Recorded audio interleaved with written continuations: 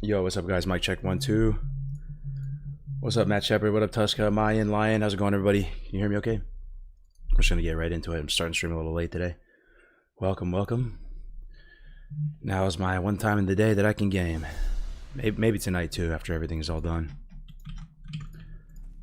But we're just gonna get right into it. Welcome back to the stream. Matt Shepard, always here first, man. Greetings from Italy here on a work trip. Oh, what's up, Lion 8? On here on a work trip. Where are you in Italy, bro? Rome? We are currently level 47. I'm kind of like raised today too, by the way. My voice is fried. I'm a little under the weather, but just pushing through. 47. We just did Mara last night. We had a really good like DGen hour stream last night. Got some great drops out of Maradon. Did all the quests. And now we are finishing up like the second half of Feralus. Then we'll go back to Tannerus. And also, look guys, look what dropped. My fourth one. I am tethered to this weapon. I am convinced. I am tethered. This weapon is like, what is it, Excalibur or something? It always finds its way back. It's like the one ring for me, the Nightblade. It always finds its way back to my possession. This dropped from me earlier today. Venice, oh, beautiful. Little audio check, 1 2 3. Yo, Vincent, good to see you, bro. Everything sound okay in game? My voice, everything all right?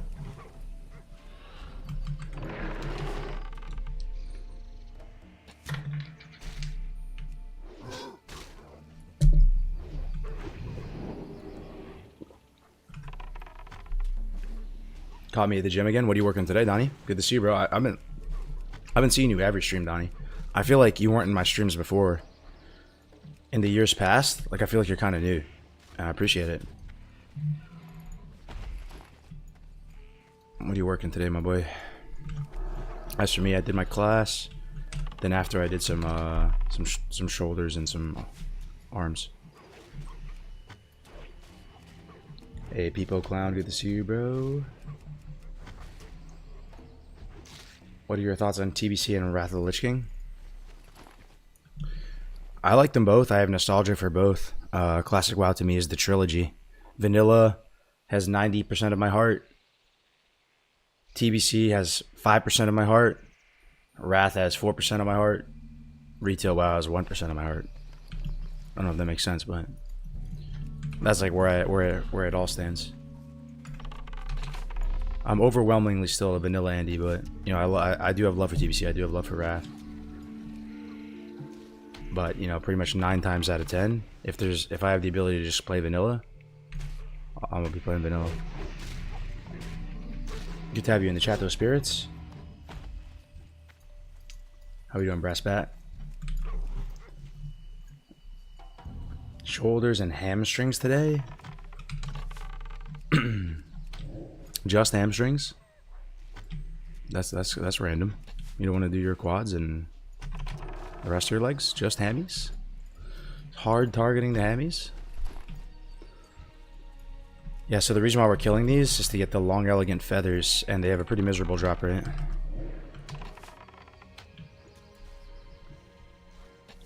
Only found you and Grace about a year and a half ago, but I used to be just YouTube Andy. Yo, so today, I actually met up with one of you guys. This guy from the chat. His name is Jesse James. He's watched my channel for a while, like 5-6 years. And he hit me up on Discord and he's like, man, I think I might live nearby you based on everything you're saying. So he works at a restaurant and he's like, yeah, come through. And I was like, yeah, man, I pass that restaurant all the time. So I went and I met one of you guys in real life today. It was actually pretty cool. You mentioned you bought a pool service business. Do you ever go out into the field? I'm in the same field in Arizona. I did when I first bought the business, Sebi. It was a little bit difficult for me because like it's a very kind of like blue collar thing, you know. If you're out there cleaning pools and stuff, people treat you kind of like in a way kind of like a piece of meat, you know. I had like these like housewives, like sometimes they would like some people give you an attitude, some people try to like flirt with you, some people like, it was just a weird thing. Like I'm usually like kind of a white collar Andy sort of like digital kind of guy, so it freaked me out at first, and I was like, it was painful for me to get through it, and I had to do it. I probably did it for like 2 months just to learn the business, just out there on all sides of it, like taking calls, getting new clients, learning how to, you know, service pools, fix pool pumps, stuff like that. I was out there for like a solid couple months, just learning the business, rolling up the sleeves, getting the hands dirty. And then I put an ad out to see if how easy it was going to be to get help, to be able to hire people. And I thought it was going to be a lot harder, but as soon as I put this ad up, started getting so many applicants. I think there's a lot of people looking for work at the moment. And then ever since then, I just do like business stuff now. But yeah, I did have to go out into the field for a couple months, man. Where did you look to hire new employees? To be honest with you, bro, I just put an ad up on Craigslist. Just one of the paid ads. Got maybe 50 applications in a few hours. Like within 24 hours. And a lot of the guys actually had like prior experience. Like they worked at other pool companies and stuff. Dude's on the Brad Pitt dream? What do you mean, Jendel? What's up, man? First time in the chat, though. Good to see you, bro. Welcome, welcome. I have a separate full leg day, just giving my hamstrings some complimentary work. Ooh, okay. You're on that advanced lifting shit. I like it. I smell the advanced lifter in you. You're just trying to give your hamstrings a little extra icing on the cake. I feel you on that. I really should start splitting my workouts. I can tell I'm at a point where I'm at a plateau right now. Like, I'm not making much strength gains. Nothing's really moving in the right direction. I'm just pretty stable right now. And I think the way I need to get out of this plateau, because I basically just do full body every time I go to the gym. For me, I just want like max bang for my buck, like pull-ups, push-ups, dips, squats, lunges.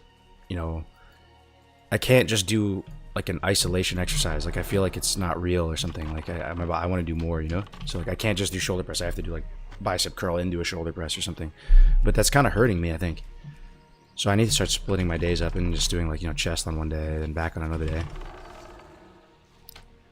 But it's not that serious. I feel like most of the way there. Can I ask what you charge on average versus what you pay? I have 145 pools on my own. I'm trying to figure out what I can afford an employee and how all that works. So the best way to do it, and I learned this from like a mentor in the space that I bought the business from, is the people that are going to go service the pools on your behalf. You want to have them as independent contractors, and you want them to bill you based on the amount of pools they do. So $15 a pool is what I pay, and at the end of each week, my guys, they bill me $15 for each pool. So if he has like 80 pools on his route or whatever, he bills that. I pay him that amount. That's it. But where I live right now, it's like a little more upscale area, like pretty much pool service on average, like a full service pool service with like vacuum and stuff. They're like 150 a month, 150 to 170. Chem service is about $100. Super weird, unrelated question. Did you make any money off the hardcore stuff? No. Nope. Didn't make any money. I mean, we did have merch and stuff. Brandung created the site. So there was some people who bought merch, but people don't buy that as much merch as you think, you know. There was some hoodies and hats and stuff like that sold and stuff like that. It just pretty much went to keeping the site up, development costs. But you know, you could say that we made money via like the hardcore guide with RXP and stuff. Like RXP definitely is profitable. If anything, hardcore was always at a loss for me, which is funny because a lot of people tried to make me out as like some kind of you know, all I care about is money, but man, I probably invested more out of my own pocket to fund tournaments as on an individual level, more maybe than anyone else, honestly. You know, because I wasn't an org, like I just totally out of my pockets.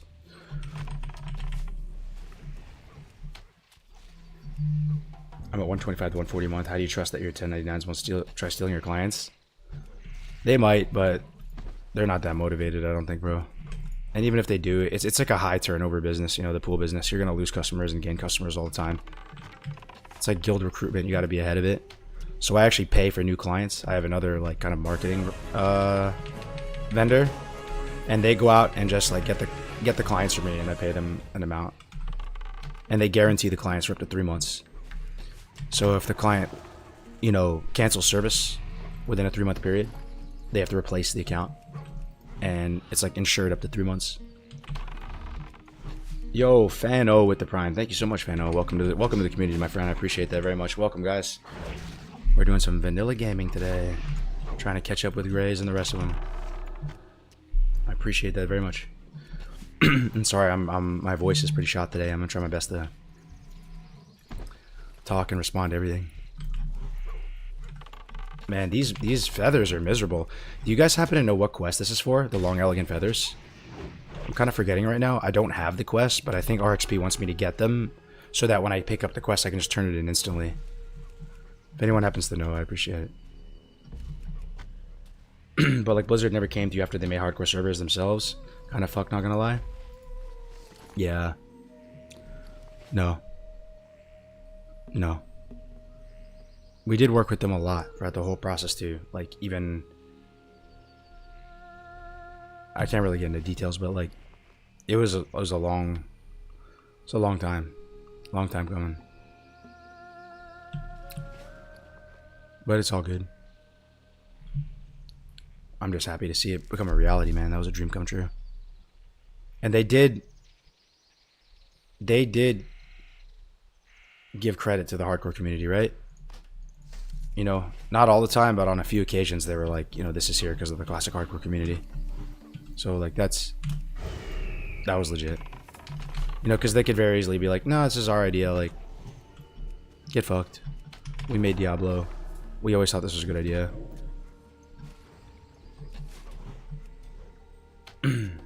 Hinterlands quest? Okay.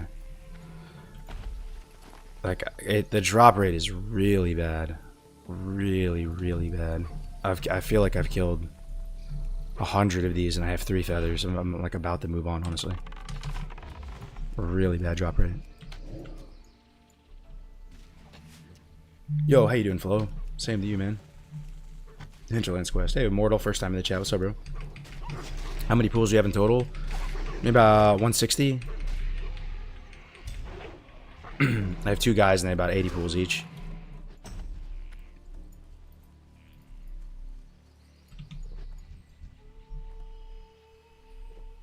This is one of my favorite grinding spots, though. You sell pools? No, it's like it's one of my businesses. It's like a pool service, maintenance, installation, repair. We're just like a full service pool company.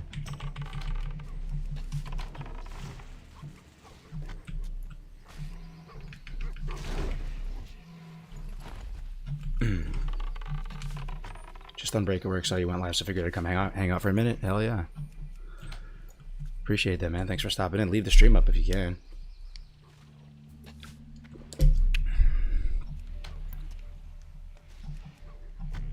You gotta know when to hold them, know when to fold them. I don't know when we're gonna just cut our losses and move on, man. I mean, this is an okay grinding spot. I feel like the hippogriffs are beasts, though. Beasts generally have higher health and armor, so they don't die as fast as like humanoids. But they're kind of a perfect level to grind, 2 levels below. It's just boring, man. I've been here for a while. This is where my Nightblade dropped, though. If you're tuning into the stream just now, look. Purple. Purple alert. I've gotten this item so many times. My Road to Rag run with Grace, I got it at 41. And it requires 39, so I actually used it right at like a perfect level. This one is too low level for me now. I can't use it, but I might keep it just for sentimental values. Oh, what up, Delta? Do you have a boyfriend? Not at the moment, man. Not at the moment. I'm in the market though.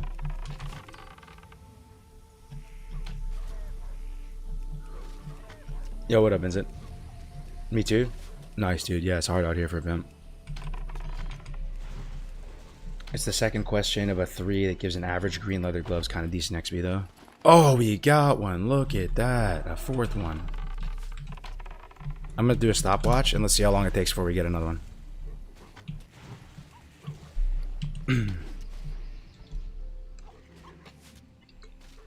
Want to tender up? I'm down. Yeah, hit me up, dude.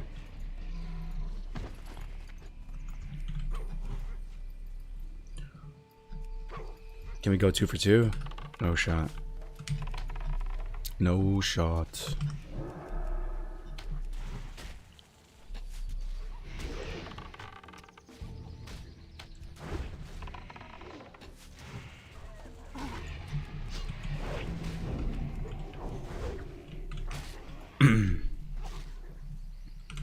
Good thing is there's a ton of spawns of these guys. You don't really run out. You get sick from too much pickleball? I don't know why, but there's a lot of people sick. Right now where I'm at, people have bronchitis, people have COVID, people have colds. Something's going around, man. But it's weird because it's hot. It's like outside right now, maybe like 105. I feel like sicknesses are not that common when it's hot. But yeah, something's going around. I don't feel bad. I actually feel fine. It's just my voice is shot. Feeling confident about the tournament? I'm feeling really confident. Yeah. I think there's a really good chance we win because I'm not playing 5-0 tomorrow. I'm playing 4-5. Or on Saturday and Sunday. I'm playing 4-5 mixed and 4-5 men's. So I feel pretty good in that bracket.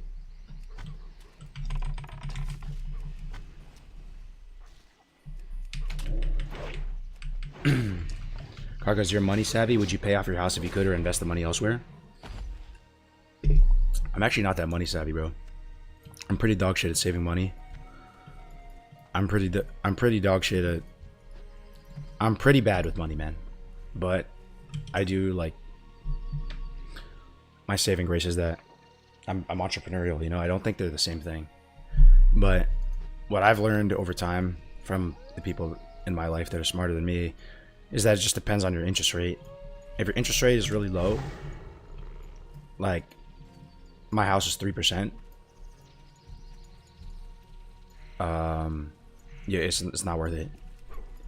It's not worth it.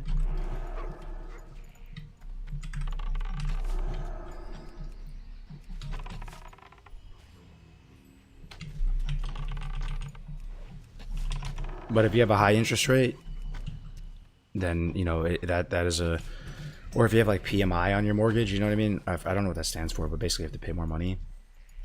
You might want to try to like refi and get the PMI off like as soon as possible.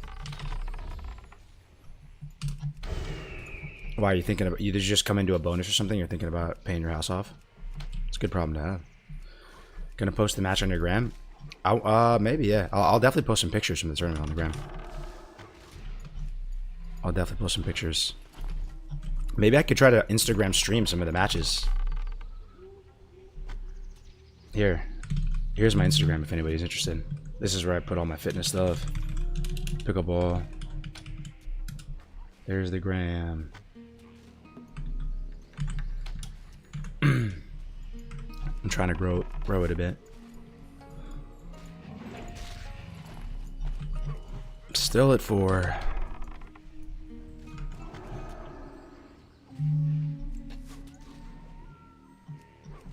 I'm sub 2%. It would just be nice to pay off. Oof. You're sub 2%, man. Just, I don't know. I don't think it's worth it, right, guys? He has sub 3% interest rate on his house.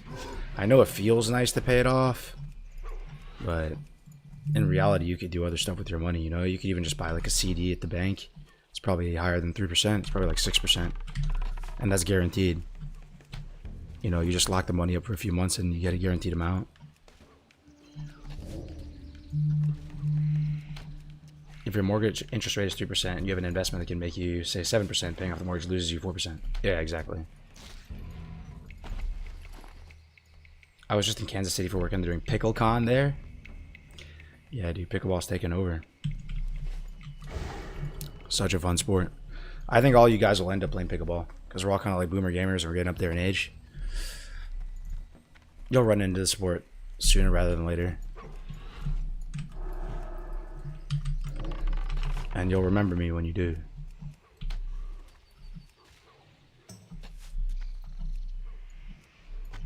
Average interest rate's about 7% nationwide. Yeah, that sounds lower. I thought it would be like 9%. People are saying it's been like a really horrible, really horrible time for interest rate recently.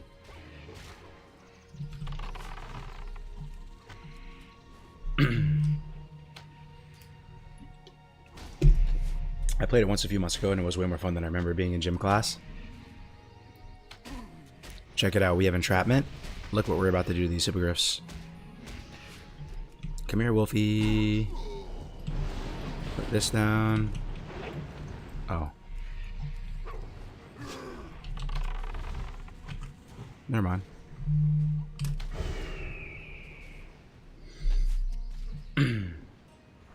Golf has been your boomer thing? Yeah, that's another really good one. Is golf good exercise though, guys? I'm not much of a golfer. I go to Top Golf. I don't think so. It doesn't look like it's good exercise. Drive around in a car the whole time. You know, you drive the ball like every few minutes. You're just talking, drinking an Arnold Palmer. If you walk it. Yeah, but who does that though, you know? Golf is more physically demanding than it seems, but no, it's not good exercise. Yeah, that's what I thought. It's more about drinking. Kick W.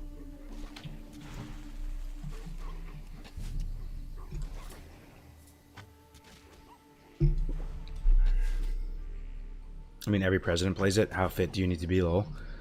Yeah. You think golf is like the most bougie sport? Probably, right? Like the other ones that compare, like lacrosse, snowboarding, skiing. Skiing is up there. Skiing might be the most bougie.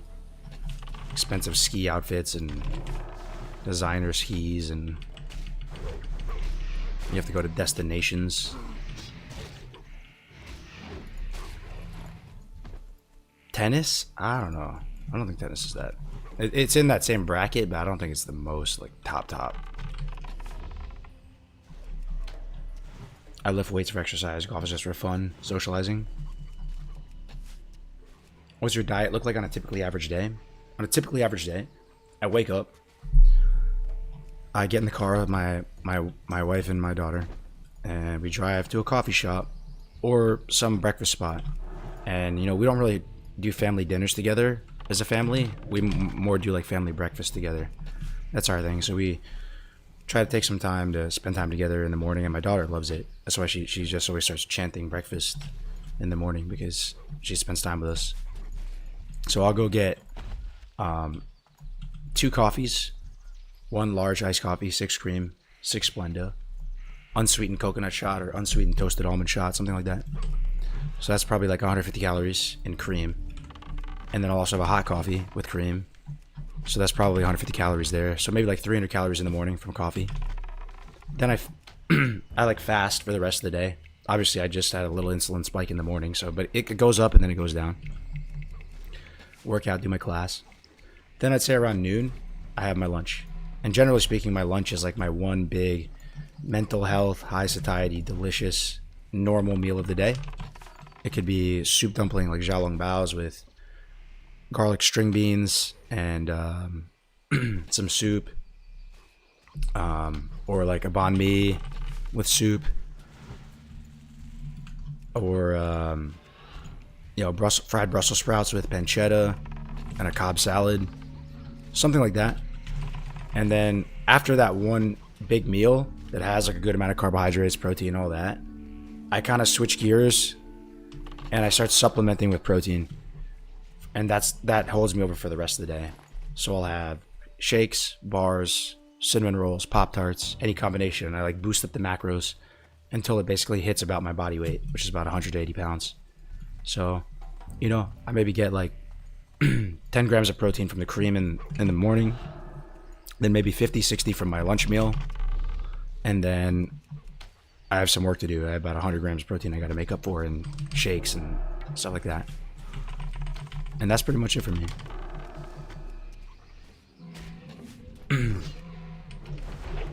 Six cream, 6 Splenda. Yeah, I've tested all the combinations. That's what it takes to get the iced coffee how I like it, how I remember from when I was a kid. And it's not even overly sweet.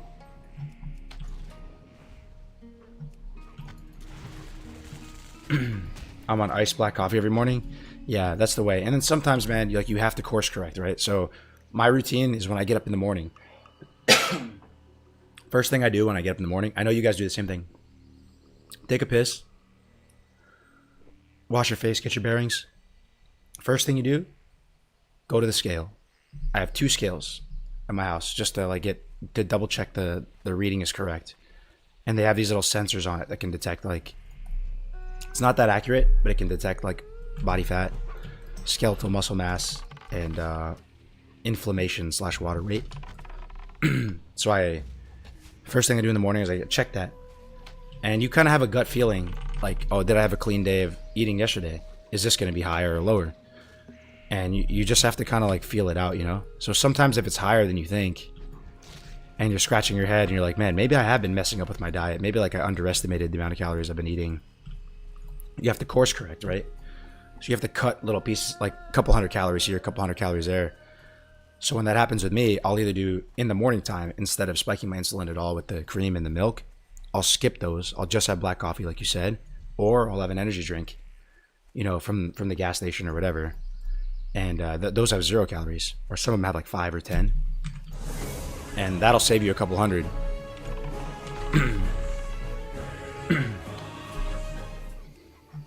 Oh shit, Grays with the huge raid, man. Thank you. Yo, you just went from one no voice streamer to to another no voice streamer. Welcome, guys. No voice gang gang. Grays and I have we're like women who have synced up their menstrual cycles. We're such good friends that we lose our voice together at the same time. Cheers, guys. Cheers. Cheers. Salute. That's funny as fuck, I know. Yo. Clatoris with the Twitch Prime. Thank you very much for the Twitch Prime, my friend. Thank you very much. Guys, I think we give up on this quest. This is the worst drop rate. This is way worse than Plain Strider Beaks. I'm pretty sure I've killed like 200 hippogriffs. I have 4 long elegant feathers. I either need your moral support to keep doing this and like convince me that it's worth it, or we just leave, man. This is just too painful. Your voice good? Isn't this something similar to Grace? Yeah, I'm a little under right now. I feel fine. It's just my voice. That's the only symptom I have right now. The sniffles went away even. Thank you for the raid though, Grace. I appreciate it, bro. Much love to you, man. Everybody knows who Grace here. Grace is here, right? They're like, there's not one person in here that doesn't know who Grace is, right? If there's someone who types, I don't know who Grace is, they're just lying. I refuse to believe that. So, like, do we really even need to shout him out? Who is Grace? Okay. Okay, dude. I need to get into coffee. I have a bad energy drink addiction to 0 sugar monsters. Best way to make iced coffee. Don't like hot drinks. Best way to make iced coffee. There's probably some bougie way to make it, bro, but you can just make hot coffee and throw it in the fridge. I used to do that. Percolator, drip, pop, pop, pop, pop, pop, and then you just put the pot in the fridge, and then there you go, iced coffee. But there is like a better way to do it. You can like cold brew. Like cold brewing coffee is like a different process, I think. You need like a cold brew machine. Look at all these raiders from Grace for Days. Thank you very much for the raid again, Grace. Much love to you, bro. Hope you feel better, man. Hope you get your voice back. Now it's my turn to suffer on stream, Gray. I'm like muscling through right now. No voice is impossible. Yeah, I'm not quite where you're at, but it's rough. Bro, you're killing the wrong hippogriff? No, these drop it. Kill Frey Feather Hippogriff. The drop rate is just miserable, man. Miserable. Oh, you need to kill the ones the quest say they have higher drop chance? I don't have the quest though. Where is it? Look for the mob with the actual name. Oh, instead of Frey Feather Skystormer, it's just called Frey Feather Hippogriff.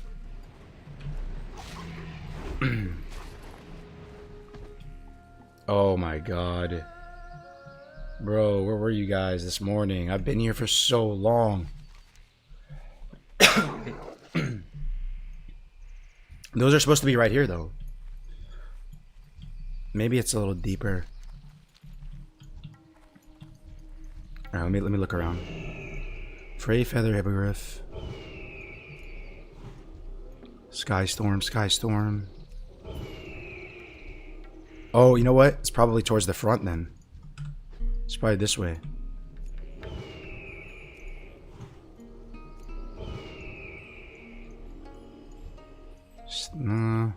Skystorm. Stagwing. Oh, 46 Warlock. Do we take him, guys? That's a fair fight. That's a fair fight. He should win. Warlock should beat Hunter. It's one of the reasons why I went Warlock in Classic, because Hunter has no shot. Even if you can kill them, they just like soulstone and kill you. But if we jump his ass, maybe we can get him.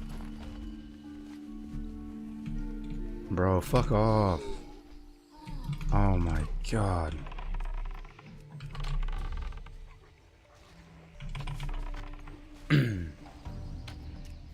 Kick the Warlock's ass. Thought PvP was closed. No, you can PvP. Alright, let's try. Let's try. We're probably going to lose. Warlock is so strong.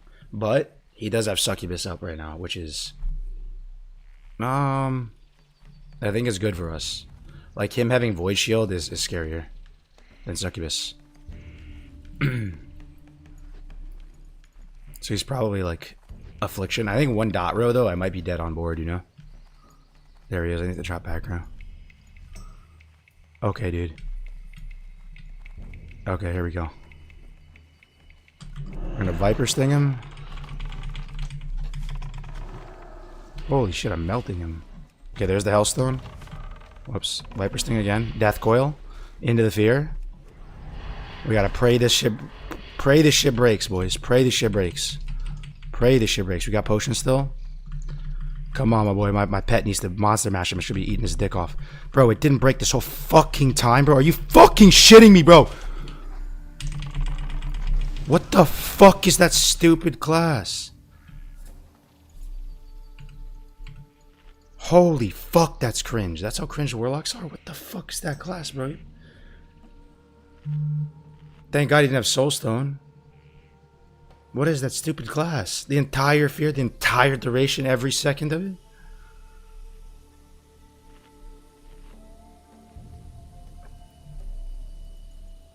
Nightmare Fear. I mean, he could, you know, he could have won though, right? If he like ran up to me and then re-feared me again, maybe it would help, but I don't know. Bro. Okay. Let me think. Oh, here's the guy we need. Right here. How long is the graveyard run? Is he gonna be back soon? Let me think. I think it's on the coast here. So he has to run up that hill down here. I think I have some time. I'm not gonna camp him though. I just killed him one time. That's it. Just one time. As Gray would say, one time for the one time. Man, that would be disgusting if someone made that class. What kind of animal would do that? I know. Horde Warlock. I'm sorry to say. I love vanilla with all my heart, as you guys know. I feel like that's well established. But gun to my dome, if I had to choose a class that has the least fun in this game, factoring in both Alliance and Horde, I regret to inform you that my choice is Horde Warlock. And that's not to say they don't have fun. Like, you can still have fun. It's vanilla. It's a fun game. But relative to the other classes, I regret to inform you that that is my choice. Because you're literally like 8th place on damage, and you're having thread issues, and like a Shadow Bolt crits, and you have to be like careful of that, and people are getting mad at you and shit. Like, oh my god. Worse than auto attack Pally? No, I'm just saying Paladins are good. Like, you know, people, they love you for your blessings. You're in demand in the groups. Like, you're insane in PvP. It's holy. It's probably the most, to me, it's the most fun healer in the game in vanilla Pally. Just being like an endless fountain of mana is so cool. But yeah, Horde Warlock, still fun, but probably the least fun out of everything in vanilla. Yeah, I mean, just the fact that everyone wants you to summon them and you have to be... The shards are just brutal, dude. PvE, PvP. The shards are just rough. So rough for no reason. What protein powder do you use? I've always had a time believing that the label that says it's got the amount of protein in it. The protein powder I have at my house right now is called Ghost. It's Cinnabon flavor. I don't use it much though. And what I've learned over the years, and I'm sure you guys, most of you are on the same page, because most of you guys lift. Type 1 in the chat if you like lift, right? Go to the gym. Maybe just saying go to the gym is a better thing. Type 2 if you don't. But what you learn over time is that when you get the powdered protein, there's like some barriers between you and consuming it. So you have to like, it's a big jug, so it's not portable, so it's at your house, so you have to be at your house to take it. Then you need like a shaker cup or a regular cup, a spoon, put the powder in, get the milk, so you have to have milk or water on hand, pour it in, mix it up. It tastes like shit because it's all goopy and like globular, and then you need to wash it like pretty much immediately, because you guys know how protein is. If you leave it out, what happens? It smells so bad, right? So it's like, you know, the best bang for your buck to get the protein powder. It's the cheapest way to do it, but I actually like the RTD protein drinks that are pre-mixed. Those actually taste good. It's not that much more expensive. They taste amazing. You can pour them over like ice and drink it like a cocktail, and you'll actually use them. It's portable. You can put it in your gym bag. You can try many different flavors as opposed to just being stuck with a giant jug. But to answer your question, it's the Ghost Cinnabon flavor. Where is this guy? Saw him for a second. Where are you, buddy? Oh, there it is. This guy must be like barely in range. Why can't I find him? Oh my god. There.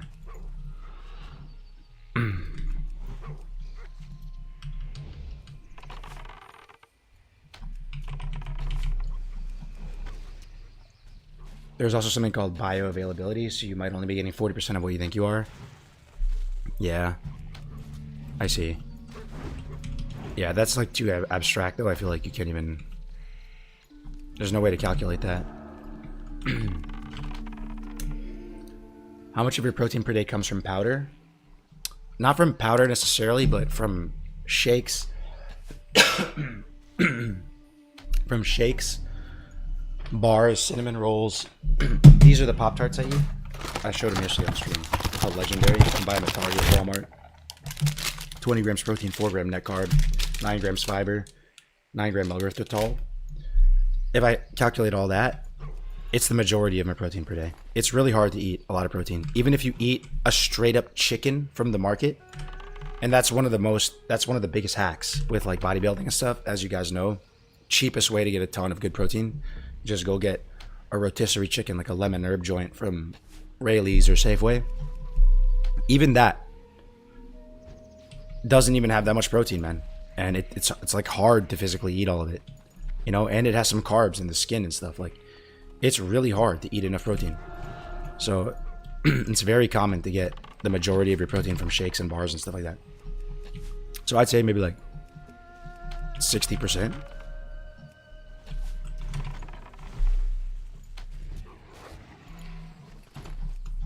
Pound for pound, calorie for calorie, it's one of the most cost effective and fastest way to get protein.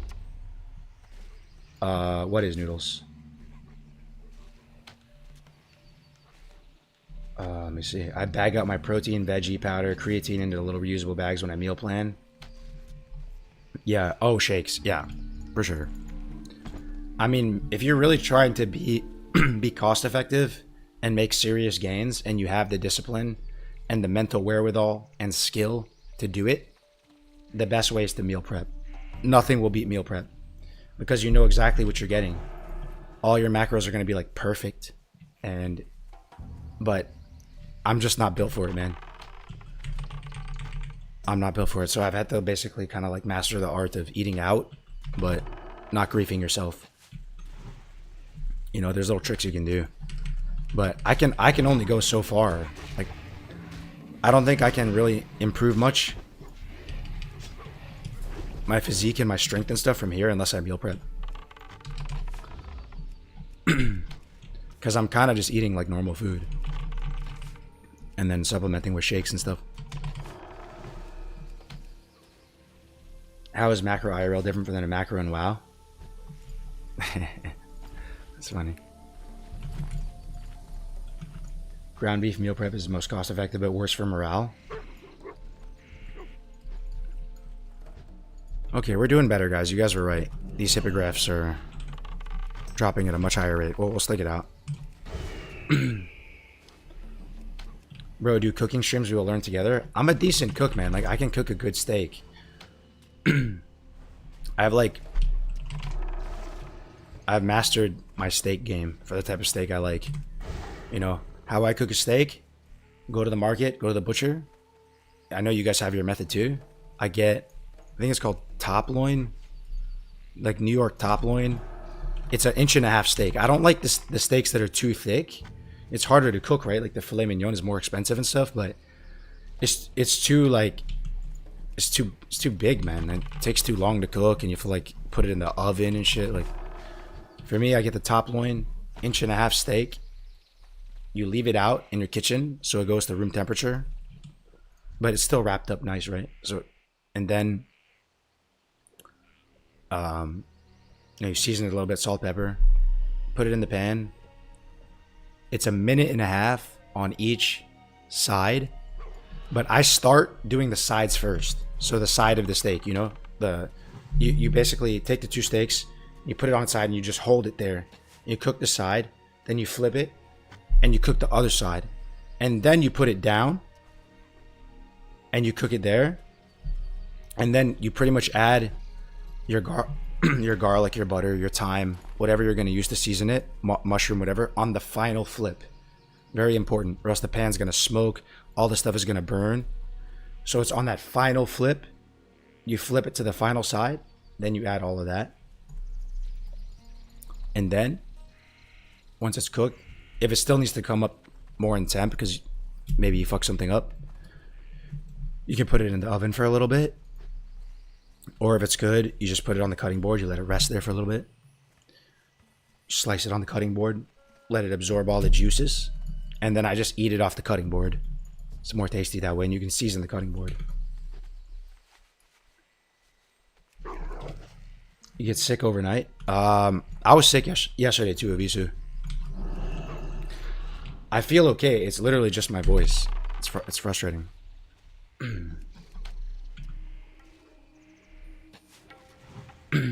Abs are made in the kitchen easy. Do you cook sometimes or eat out all the time? 95% of the time, eat out. I know, it's embarrassing. It's honestly embarrassing, but it's the honest truth. I'm not gonna lie to you. So, to get a good, decent physique and eat out all the time is a skill set. It's a skill set. You have to be good at like ballparking macros of stuff, and you have to like overestimate the amount of calories you're getting from stuff. You know what I mean? You always want to be over. If you think something's like 200 calories, it's probably 300. That's kind of like the mentality you have to have on it. What are you ordering most nights for dinner? For me, the main meal, like if I have I do one meal a day, right? So like it's usually lunch. But if my one meal a day is gonna be dinner, it could be Korean barbecue. I had Korean barbecue last night. So when I go to Korean barbecue, how do you make Korean barbecue serviceable? One, no rice. No rice. That's the first thing. No rice. Number two, like no cheese corn or tteokbokki or any of that stuff. You just stick with straight meat. And what I do is I get the kimchi jjigae soup. It's like the spicy kimchi soup. And I just drink the broth. And I'll eat some of the kimchi out of it. And so basically, and I'll eat some of the panchan, like the little dishes they have there with like broccoli, kimchi. So you leave the Korean barbecue eating no rice, a ton of meat that it does have sauce on it, so it's going to have carbs in that. And then some vegetables. No rice, shaking my head. You got to do what you got to do, man. So you're close to zero carb diet. No, I eat a ton. I have a lot of carbs. I try to eat zero carbs, and in my pursuit of eating zero carbs, I probably have 80 grams of carbs or something, you know? And not zero, but like I try to keep carbs as low as possible, and you're still gonna get them, my boy, like from sauces, from random stuff. You just try your hardest, man, to go no carbs. No tteokbokki, people sad. Yeah, trust me, I love tteokbokki. Have you ever used a dietitian? My girlfriend has been thinking about it. Yeah, I've been to like nutritionists and stuff. My gym has nutritionists that you can book consultations with. And it wasn't that helpful for me though, to be honest. Because what happens when you go to them is they tell you stuff like they tell you almost like the normie rhetoric. Don't drink diet sodas, it's bad for you. Don't drink diet Snapples, it's bad for you. Hydrate. You need to cycle off creatine. Your kidneys are gonna fail. Like they tell you all this stuff, but it's like generic advice. It's not that like based. Like I want some hard hitting, good fucking advice, bro. Like that. I researched it a lot. Like you don't have to cycle off creatine anymore. You know, like people used to think you did, but you can take creatine all the time now. You know, I want someone to give me some real good shit, some practical advice. Like they have a good physique themselves. They're out there living that life. They, you know, they factor in like the practicality of everything that they're saying. Cargos doesn't like them because they tell him what he doesn't want to hear. It's not that it tell me what I don't want to hear. It's just telling you the normal advice, man. I feel like they're not thinking of like more creative solutions or thinking about like new technologies or new things. Like, you know, they're not just gonna go tell you about the new legendary protein cinnamon rolls and all this. Like, I'm trying to help you guys. Like, this is a game changer, man. This is bigger than AI.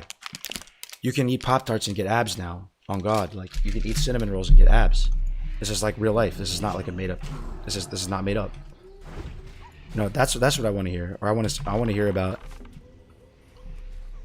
you know, just like new, I don't know,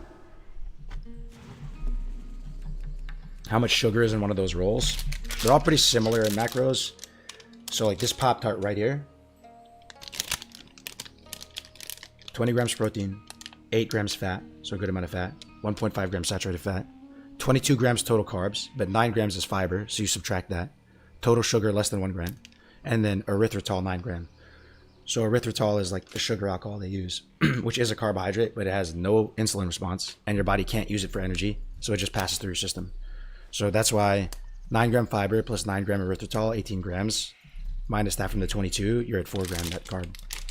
So, but like no sugar, like less than 1 gram of actual sugar.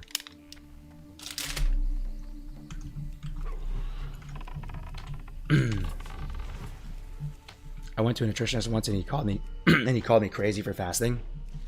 That's what I'm saying too. I've had the same experience as Bloodgory. They kind of just give you like the normie advice, like, oh, you're doing 1 meal a day, like, you know, that's a bit extreme. I'd recommend a 16-8 split. Like I'd recommend, you know, make sure you're getting enough sleep. Make sure you're getting 8 hours of sleep. Make sure you're hydrating. You should be aiming for 0.6 to 0.8 grams of protein per pound of body weight. Like, stay away from processed foods. Stay away from artificial sugars. I mean, it's all good advice, but it's like boring advice. Everybody's heard that shit, bro.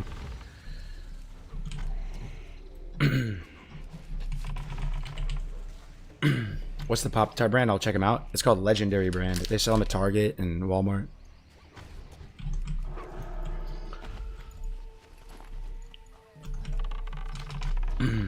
Stay away from the voodoo. And I also rarely sleep as I'm naturally nocturnal. Yeah. Gained a lot of weight after Classic 2019 LeMayo, and I lost 60 pounds switching to Factor and going to the gym. Oh, you use that, the Factor thing. I see those ads for that all the time. That's the problem with those services. I've tried them. Like Factor. I did try that one time. And there's some other ones too. It's not enough food. You know, I don't know. They're so small. And they kind of like taste watery or like frozen when you cook them. And you basically have to eat like 2 of them. There's expensive TV dinners. Yeah. But honestly, just to keep it extremely simple for you guys, eat once a day. You don't have to be that scientific with it. Just eat what makes you happy. You know, be reasonable with it. Try not to have dessert. Eat one normal, delicious meal per day. And then around that meal, supplement with like this type of stuff. Like protein bars, shakes, whatever it is. I swear, it's going to work. For up to you know, you can make a lot of progress with that.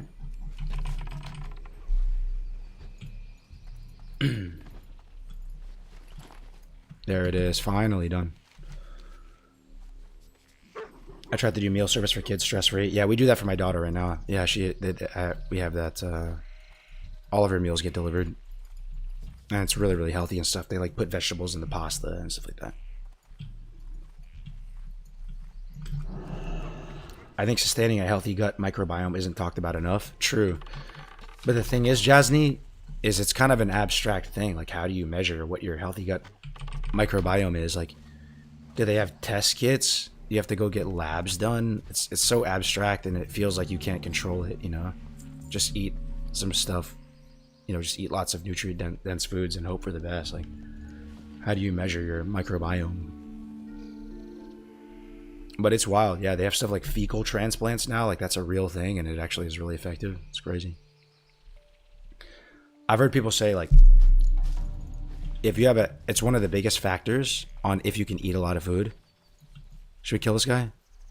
Little druid. Flare him out. Got him. Got him, my boy. Get him, pet. Get him, pet. Get him, pet. Get him, pet. Stun his ass, pet. Get him, buddy. Get him. Catch him. You're so close. Oh, concussive. Got him. Yep. He's dead. Nicky night night. Go to sleep.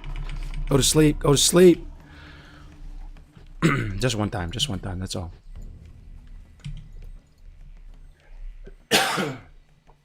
I keep hearing about this leaky gut. Is that a real issue? I'm sure it's a real issue. They say like ibuprofen gives you leaky gut. I'm just gonna say it. If anyone that truly wanted to achieve a fitness goal achieved it, anyone sat around asking for secret methods for an easy route will stay there. Magic Spoon, the kid service. No, Magic Spoon is high protein, low net carb cereals. So it's almost like keto cereals. I've never tried it personally. I've tried Catalina Crunch. That's a competitor, and they sponsor a lot of pickleball tournaments. So I've had that stuff. And Catalina Crunch actually has high protein, low net carb Oreos. Even the vanilla Oreos and the chocolate Oreos. And they're pretty good. I mean, it's low net carb, but it's still like a good amount of net carb. So like you can't eat that much of it. Like it's something like 9 grams net carb for like a pack of Oreos. I was macro counting on a calorie deficit as I wanted to be lighter for carding, but I found with the amount of training I do bonked all the time. I've been eating about maintenance now and I've stuck around. Feels good. I'm about 18 to 20% body fat, but I'd rather keep maintaining this weight than keep cutting. 18 to 20? Yeah. I mean, you might as well go a little lower though, right? Because you're kind of close to abs. You start getting abs at like 15%. You get like the first row on the top. And then you know, I'd say when you get to about 12%, if you have good ab genetics at 12%, you have a six pack. That's what it is for me, at least. But some people have bad ab genetics and they're basically doomed. They can never get a six pack as much, no matter what. Even if they have like 8% body fat. But they still look good though, you know. They just have 4 abs instead of 6, or even 8. Peeping Catalina Crunch now. What's the kid food service? I think it's called Happy Tots is the one we use. And they, you know, they deliver all the meals to your door. Magic Spoon slaps. Maple waffle is nice with it. Yeah. And we're not gonna kill him again. Just one time. But yeah, I'm sorry if this stuff is boring for you guys. It's just one of my passions now at this point, like food, fitness, and nutrition. I've said it a million times, like food is one of the biggest struggles of my life. I'm very food motivated. It controls my day. I spend way too much mental energy thinking about my next meal, and I truly am like a fat kid at heart. So I have to like battle against that, and it's something I have to like almost go to great extremes to control. And some of you guys might be in the same boat, so I like to share advice and tips and stuff to help people who are trying to lose weight or fight their own demons. But yeah, feel free to ask questions about WoW and stuff. Like, I'm loving this server. I'm absolutely like vibing here. It's intense vanilla vibes that I'm feeling every day I log in. This is a server with no boosting, no RMT, no gold buying, no layers, small tight-knit community.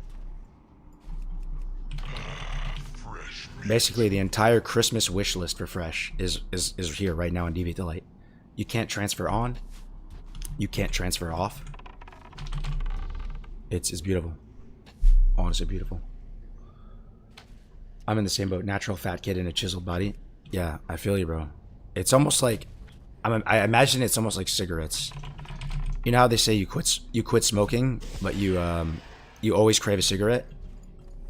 I feel like it's the same thing for people who are like fat at one time, like myself. Like, you're always gonna crave donuts, even no matter, you know, it'll never go away. Ooh, 1 gold gray. Let's see. Oh my god, 2 gold. Wow, this Yeti just dropped like 3 gold on him, bro. Should I save the Wicked Claws, guys? You think this is gonna sell for a lot on the server when Lionheart drops?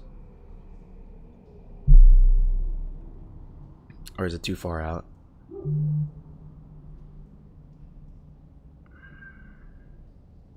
Struggle to find something to delete, man. 40 silver. 26 silver. Let's delete some potions. If you want to be stacked rather than shredded with low muscle mass, being a fat kid inside helps. Yeah. Okay. Would you guys rather be let me ask you. Would you rather be 300 pounds, but you carry it kind of well? You still don't have abs, but you're very strong. You're one of those guys with like the tree trunk calves and stuff. You're 300 pounds. You don't look slim. You don't have abs, but you're kind of stocky, but you don't look bad. Like, you look fine. And you can eat whatever you want, pretty much. Or would you rather be absolutely shredded? Say like 180. But you have to, you know, be really careful with all your macros and stuff. Can I be in the NFL? Sure. Option A. Yeah, it's kind of tempting to go with option A. Some guys are like that too. It's like a gym archetype. Those guys are just like corn-fed, man. Like, their thighs, their calves are just like little tree trunks. They're just huge naturally right out of the gate. And I don't think women like that much. That physique is like low level for women. But you know, to other guys, they're strong and they can eat whatever they want. What's the ideal physique that women like, guys, in your opinion? In my opinion, I think it's like Fight Club Brad Pitt type shit. Or like Cristiano Ronaldo. I don't think they like really jack guys. All my Samoan homies are 300 pounds and carry it well. Yeah, Samoan people built diff. They're built diff. 200 pounds, 6'2".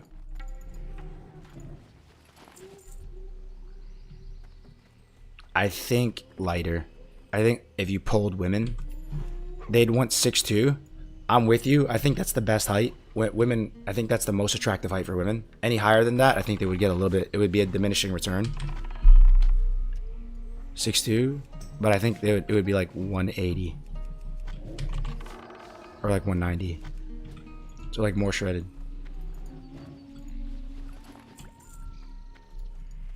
Women like jokes over body type. True. Big facts. Big facts. I think that's more powerful than looking good. If you can make them laugh a lot, that's a superpower. 100%.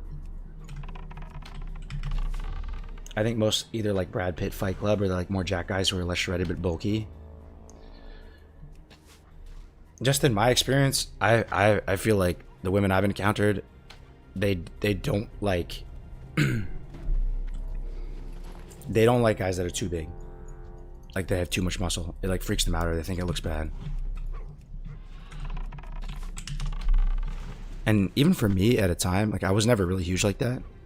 But at my biggest, I was maybe 210. And I'm 6 foot, right? I was like 210, maybe like 12% body fat. Probably the biggest I ever was in college.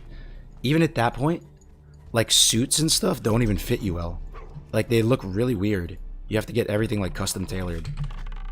Because if they properly size clothes for your shoulders, it's going to be like hanging off you like a drape, you know what I mean? Because you have big shoulders, but you have a small waist. There's a big diminishing return on clothes. You'd probably get more accurate answers asking women than Twitch chat. True, true. We're just theory crafting. We're just theory crafting life. That's all. You got to have your suit tailored regardless. Yeah, it's not even just suits, but you're right. The more gear I take, the more dudes admire. Women not so much. Yeah.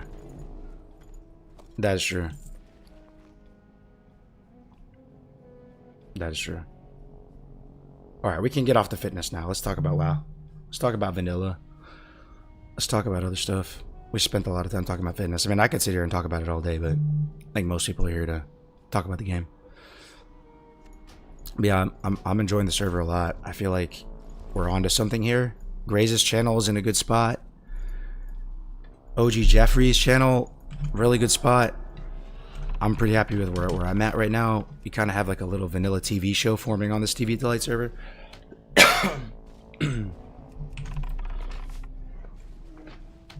I'm pretty hype about it. You in We Want Fresh? Yeah, I'm in We Want Fresh.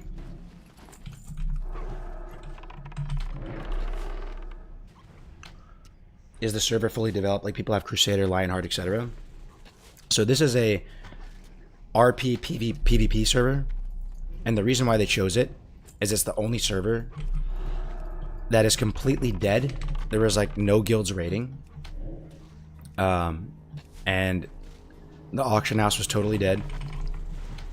And because it's RP, there's no layers. Because I'm pretty sure Blizzard made it so any RP server doesn't have layers. So it was like the perfect blank canvas to start a project like this. So everything is out, but people are on the server are playing by like this rule set with like a different phase schedule. So you're not allowed to do ZG right now. You're not allowed to do AQ right now. Which sounds kind of weird, but give it a shot, man. I think you'll like it more than you think. And so you can do the pre-bisque grind, This in my mind is like the best place to play vanilla right now. What's up, Kalina? Redeemed advice on a topic. What kind of advice you need? Are people doing dungeons and stuff? Yes. Absolutely. Absolutely. Shout out to Kelsey streaming too. Yeah, I just found out about her recently. She seems like a sweet girl. Sweet girl. She looks kind of new to vanilla. Like her stream is nice because she's like kind of learning and figuring stuff out. Hello, why RPPVP instead of PvP? Vanilla has some RP in it. Yeah. I mean, I'm not really into the RP stuff that much personally. Like how I RP is I like making the game look really cool, like weather effects, ambience, lighting, the good music. That to me is kind of like in the vein of RP. I don't really RP much, but people like OG Jeffrey, he makes RP look fun and not cringe, right? There is a way to do it where it's just more funny. And RP servers on Era don't have layers, so that's another reason. Yo, Kielen with the Prime. Thank you so much, man. I appreciate it. Appreciate all the support, guys. The follows, the subs. It's good to be back with y'all. The RP servers are not put into any clusters. That's why the server is picked. Yeah, that too. No Era servers have layers? Really? Even Mencrick and Whiteman and stuff? Okay. Didn't know that. But they might not have layers because it's not big enough, maybe. What to eat for dinner? Roasted chicken is the protein. I don't know which sides to have. Roasted chicken. What's some good sides that are going to fill you up and are tasty? I would say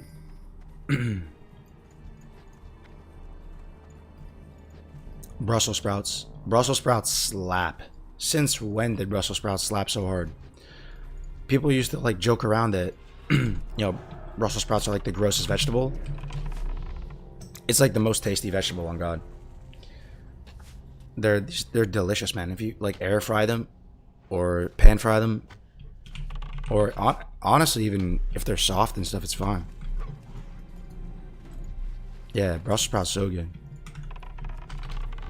Potatoes. What up, Krobin? I see. Yeah. But I go to other streams and I see people kind of making fun of this server. They're calling it like the boomer server or whatever. Honestly, fuck them, man. I mean, yeah, we are boomers, it's fine. But we're a bunch of, you know, but we love vanilla and we're just having a good time here, and I think the server is legit. Grilled asparagus. I mean, I've already listed out all the pros. Like, you get to play vanilla, but no pressure. It's not like a real fresh. You don't have to really worry about falling behind. And it's a small, tight-knit community. There's basically nothing on the auction house, which weirdly enough I see as a pro. Because it's more solo self-found. People are like trading stuff to each other, helping each other out. No layers, no botting, no gold selling, no summoning network, no mage boosting. No LFG chat or trade chat spamming constantly, like trying to sell services. All that stuff kind of like detracts from the fabric of the game. Like if you go to SOD right now, who's playing SOD right now? Go look at your LFG chat or your trade chat. Just like selling mage boost, 83 mobs, 40 gold every 5 runs. ZF boost, Ulda boost, SM boost. Summons the Booty Bay, 2 gold. Summons Orgrimmar, 2 gold. It's just like nonstop. Like, I do sort of feel that stuff is really convenient, and like I use it too when it's on the server. And I can't find the words really to articulate it, but something gets messed up with those services, right? It seems like it'd be a purely good thing. Oh, we can just get around the world in 2 seconds. I can go anywhere. Like, oh, I'm Alliance and I get to get summoned to SM and I don't have to walk all the way? Oh, hell yeah, that seems amazing. Something gets lost, man. Like, the pain of traveling is there for a reason. It makes the world feel bigger. And, I don't know. It makes everything feel more earned. Like, the game feels smaller and more commercial and more soulless when you're getting summoned everywhere. And I'm not even gonna cap. Like, if I'm playing on a server and those services are available and I'm running SM, I'm gonna use them. I'm not on some moral high ground here. Like, I'll use all the services. I'll boost on side. I'll boost all my characters. I'll sit in SM and get AFK boosted if it's there. Sure, why not? But I'm glad it's not here on this server, so we can just play the old-fashioned way.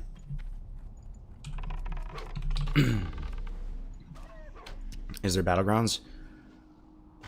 I forget if Blizzard has Battlegrounds Realm only or Cross Realm. Yeah, it's Cross Realm. So there is BGs.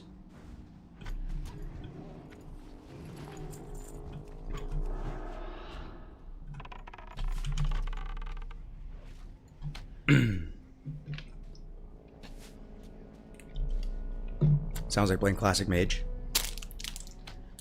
Yeah. No, that's really fun. And the other bonuses, you know, get to play with like my favorite people in the game.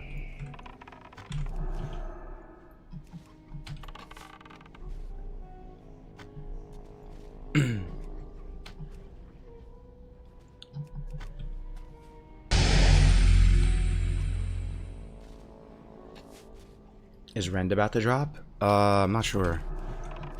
If it is, there's no way I can get there in time. My pet is Snarler. That's probably the most unique thing about this run so far. Obviously, Nightblade dropped again. That's pretty sick. My 4th Nightblade. But this pet is amazing. It came with a high rank of Furious Howl, high rank of Bite, and it matches my mount perfectly. And I'm going to be able to ding 60 with a wolf and just walk right into Dire Maul and start doing tribute. And I never did that before with any other hunters. So I'm using this pet all the way up to 60. And I tamed Snarler at the perfect level.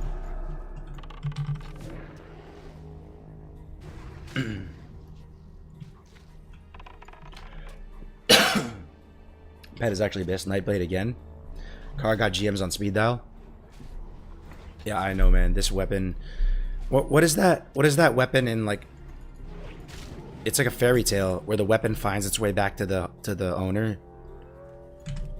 Is it Excalibur, or is Excalibur the one they pull it out of the stone? That's what Nightblade is to me. I'm connected with this weapon. Harry Potter, Lord of the Rings. Yeah, like the One Ring. Snarler is awesome. I always go after him. Classic or retail. Yeah, he's really cool. I named him. Well, it's a her. I named after my daughter. But look at it. It's a gray wolf with an orange eye.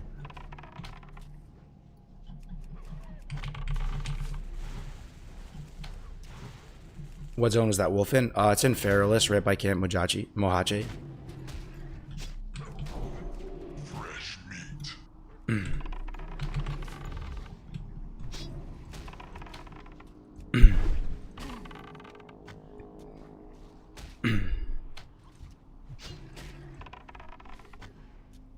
Love finding rares. Yeah, that's another thing about the server. There's all the rares are up.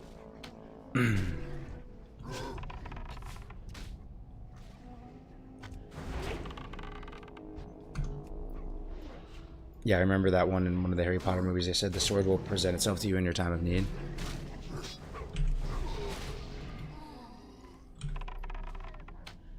It's kind of like the sun god Nika fruit finding its way back to the reincarnation of Joy Boy. Yeah, I don't know what that is. One Piece or something? Yo, what's the best anime of all time, guys? Go. Best anime of all time. I'm not a huge anime guy, but even I have my takes, you know. Are we talking original OG Dragon Ball? Are we talking Death Note, Rurouni Kenshin, Devious Batosai, One Piece, Naruto, Bleach, Neon Genesis Evangelion? Yeah, that has a strong following.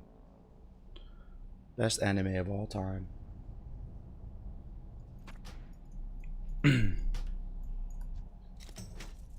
DBZ. Oh, Samurai Champloo.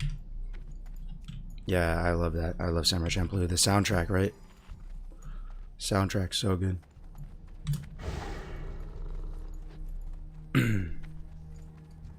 Man, Samurai, it might be Samurai Champloo. It's too short though. It might be too short to be considered the best of all time. As generic of an answer as it is, it probably is Naruto. It's probably the best anime.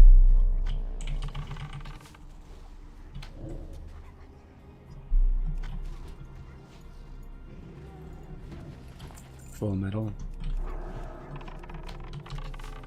I don't watch anime, not gonna lie, but I did see Death Note. That was cool. Yeah, Death Note was fire. Naruto is mid. Naruto is like the normie choice. I'm not like an anime connoisseur, you know, but for me, if you pick Naruto over Champloo, I don't know what to say, bro. The thing is, Champloo's like, isn't Champloo like 10 episodes, Zerker? It's badass, don't get me wrong, but you can go through it in like a day. It's like an HBO miniseries. The soundtrack is timeless. I love it. I still remember the characters like Mugen and all that, but it's too short to be the best.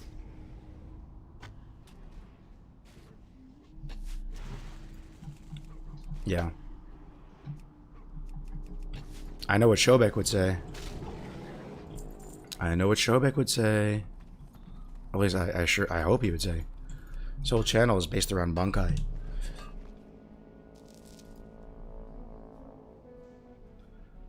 See.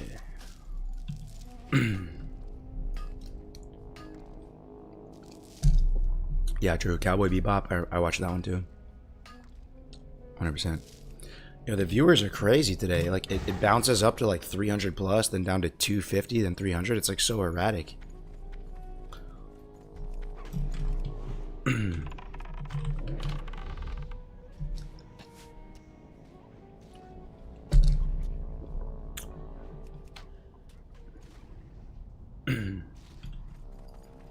I don't know, man. I just don't use them. I dislike boosting in those services, and just playing without them. Don't have to do it if you dislike it. Yeah, true, but I just know myself. I'm an instant gratification Andy. I'm a screen fixated, screen obsessed millennial. If I want to do something, I want to do it now. If I have a path of least resistance right in front of me and I'm going to get summoned, I save the time, I'm going to take that every time. I need my hand to be forced to play the game the good old-fashioned way. And this server forces my hand. And it's the same thing with Hardcore, why Hardcore was so sick. Because Hardcore fixed a lot of the issues with the game by providing this new rule set that like forced you to play in a certain way. You know what I mean?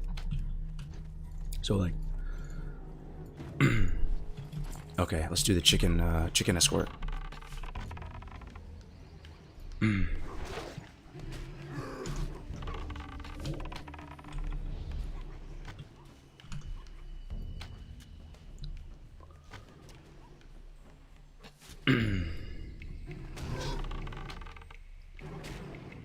The reason why not is because those services exist because there are people who buy them. If you really want to take a stance against them, don't use them. Lead by example.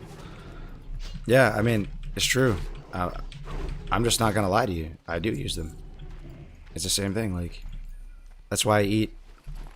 That's why I eat high protein, low net carb cinnamon rolls, because if those didn't exist, I would go eat Cinnabon.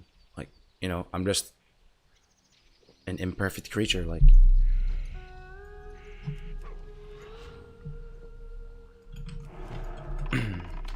as a 5 view, I always kept my view count hidden. Yeah, I remember the Nova hardcore streams.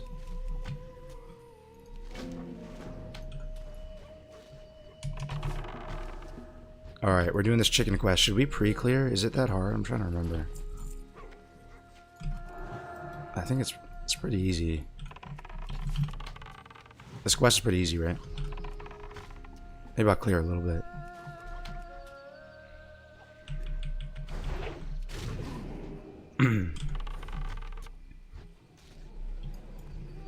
Everlook is making a new server and I'm probably going to try it. I just wish Blizz did an actual fresh. Literally costs nothing. I'm telling you, bro, I'm going to play Starfall too. But I promise you, this is almost like better than fresh in a way. What we have going on right here, in a way. This fresh like is a unique vibe. It's a...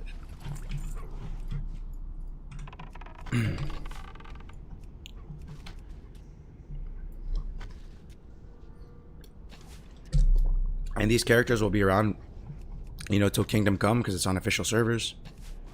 You can transfer them off if you want one day. I feel like they'll open the transfers back up again at some point. You have good ping. Use the Blizzard client. That's what I'm saying. Like, Everlook Fresh, the Starfall, you already know it's going to have summoning networks. It's going to have boosting. Actually, private servers, a lot of private servers, Everlook might be one of them. They nerfed the dungeon XP massively. I think Everlook is one of those servers. Because I remember doing dungeons on Everlook 1. And people weren't doing them for the XP. They were doing them just to like have fun and take a break. Because it was so exhausting out in the world. Because everything was so hard in the open world. And you're just getting like relentlessly ganked by like dwarf hunters and dwarf priests. So Everlook might be one of those servers that has nerfed dungeon XP.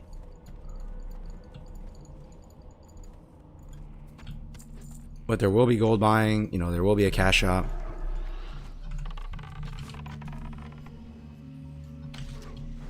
Dwarf rogues like me. Would you ever start your own private server?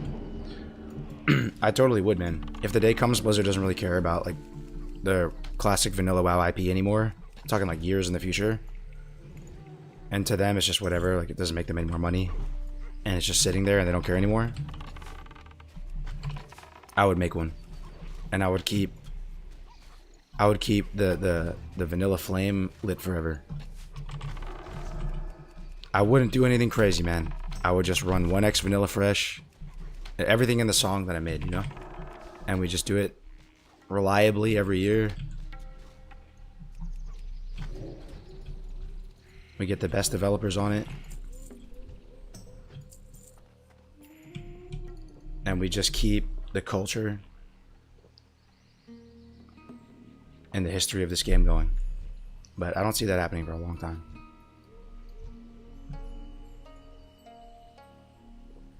Dwarf Hunter is a fucking vibe. Oh shit, look at this. Oh shit, man. Oh god, they're all on the chicken. Oh god. Oh god, the chicken's gonna get owned. Okay, trap. Oh god, that fucking poor chicken, man. Oh my god, there's like 4 things, bro. The poor chicken. Thank god for entrapment, dude. And we have an ape on here too. Look how OP entrapment is. Look how OP this talent is. I only have 2 points. Actually busted.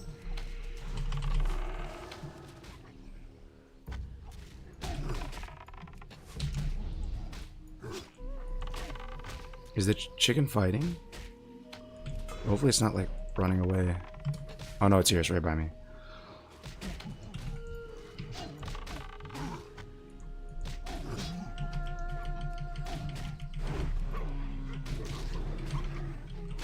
Oh, that was a lot of mobs. How we survived.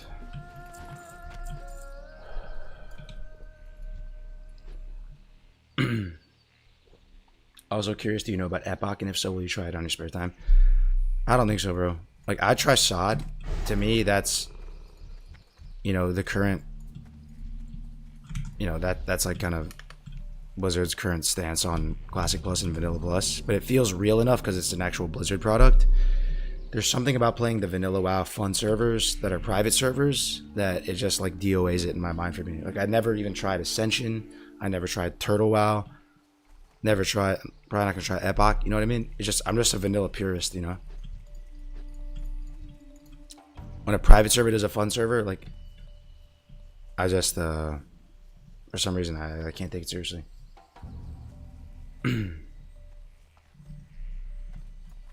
Okay, so this Escort, this is the part that you can cheese it, right? You guys all know about this trick? A bunch of monkeys are gonna come. But if you stay really far away, they pass by the chicken and you don't have to fight them.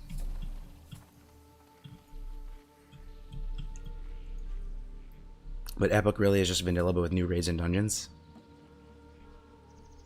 Yeah, I'm just being realistic. Like, you know, I'm probably not going to play it. I've been away from the game for like over a year, right? Haven't touched WoW. So for me, enough time has elapsed that I'm just craving to go back to vanilla, man. Like, this is super fun for me. I'm locked in. I'm chugging the Kool-Aid from a fire hose. Okay, we stay up here. Let the monkeys pass. The monkeys pass. Let the monkeys pass.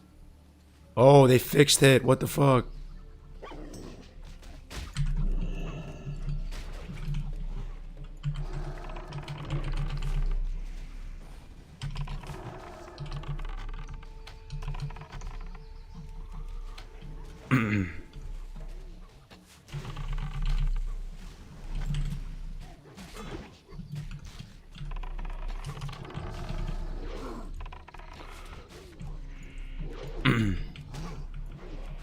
Monkeys have tails, save chicken. Yeah.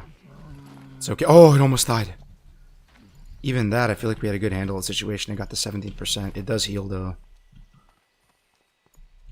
Okay, because they fixed it, I think the strat is we have to actually aggro the monkeys. Okay. I think what we have to do...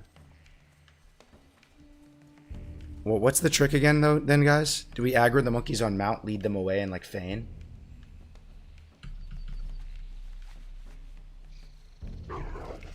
We could also send our pet back with the... Okay, I'm gonna do that, actually. That's pretty good. Okay, so we're gonna put our pet on stay position here.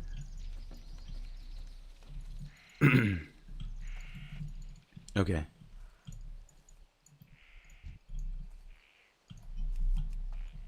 Oh shit, this is bad. I think we just fight them, bro. I think we just fight them. I think we can take them. We're just gonna dummy. The chicken's running though, bro. The chicken is... We can take these guys with entrapment and stuff. Entrapment's so OP.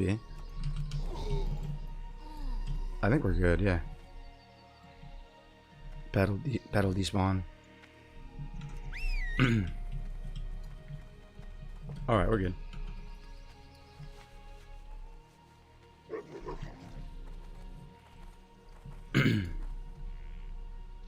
Don't ignore chicken. Don't give chicken time to engage. Yo, Sinwood with the Twitch Prime. Thank you so much. 15 months of support, a year and a half. Basically. Thank you so much, my friend. Much appreciated. Yo, Cargos, will you be Horde or Alliance when you check out Starvault? Oh, 37? 38. Can we take him? Mage and Warrior? Can we take him? That should be tough, right? He's on the boat, though. Is that fucked up? And he doesn't really want to fight. He's, like, leaving. Okay. You can tell he doesn't want to fight. They could kill me, though. This is vanilla.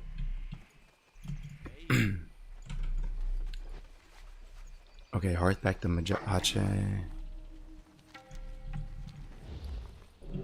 I think I'm still craving Horde, man. I haven't scratched the itch fully.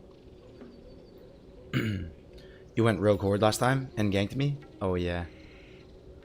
I'd actually would like to play Rogue again. Rogue on Fresh PvP server is just goated, right? So fun. But I learned last time that the ping is really bad for me on West Coast. On Starfall, so I can't play Rogue. It's not possible. The ping is that bad. It's borderline unplayable. Borderline. Yo, should we save the Vibrant Plumes for anything? What is this for again? Is it like Dark Moon Fair turn-in? It's for something. I forget though. Winds be at your back. Oh, for bags for Dark Moon. Okay. How may I aid you? Tickets, yeah, tickets. And the coyote tails. Welcome to Camp Mojaji, brave adventurer. How may I assist you this day? Ah, excellent. These hides, when given a special treatment, are as resilient as iron, I tell you. It will take many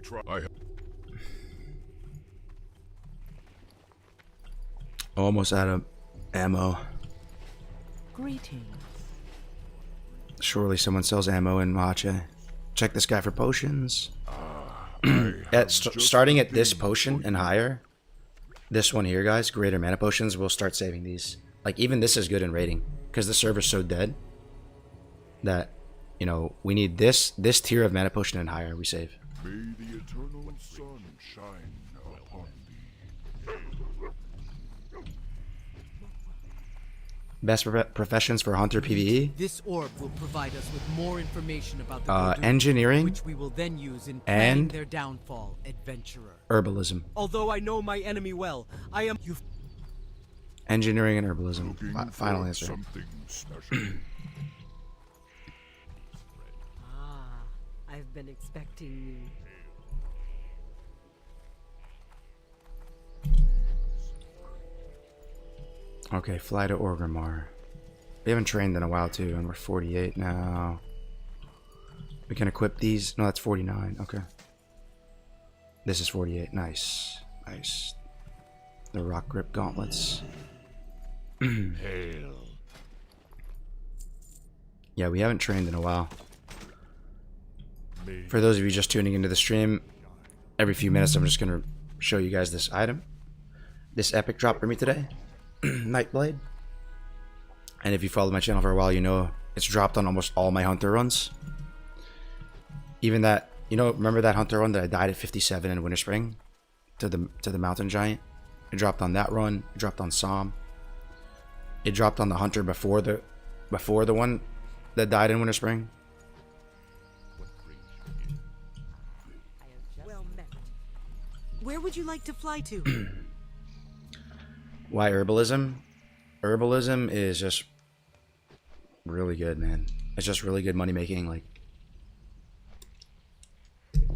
you can get all of your herbs you need for the potions you need. You can go to Dharmal East, jump down, collect all the Grom's blood, collect all the not Silver Sage. What's the other one that's in there? Grom's blood and it's not Silver Sage. Is it Silver Sage? Oh, Dreamfoil. Yeah, that's right. Yeah, so you can, you know, go to Dharmal East, jump down, get free Grom's blood and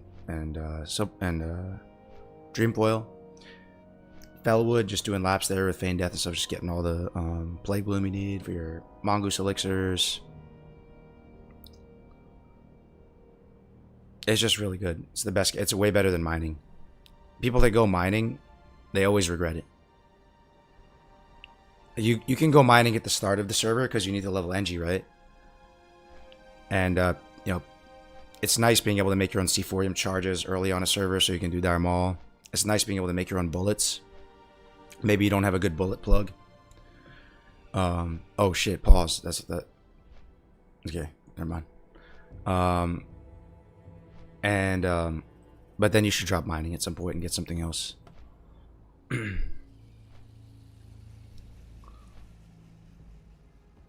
Yeah, I was NG Herb back in Classic. It's great for DM.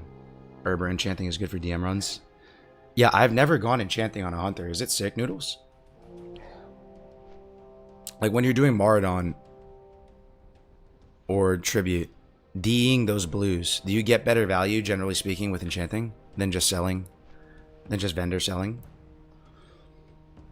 I guess it depends on the item. Like if a weapon drops and it drops for like 5 gold, 7 gold, you probably just vendor that.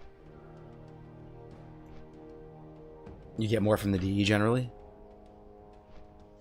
Oh yeah, Black Lotus farming, of course. With Eagle Eye. NGJC not good for PvE. This is vanilla, my boy. There's no JC. NG is the best though, obviously.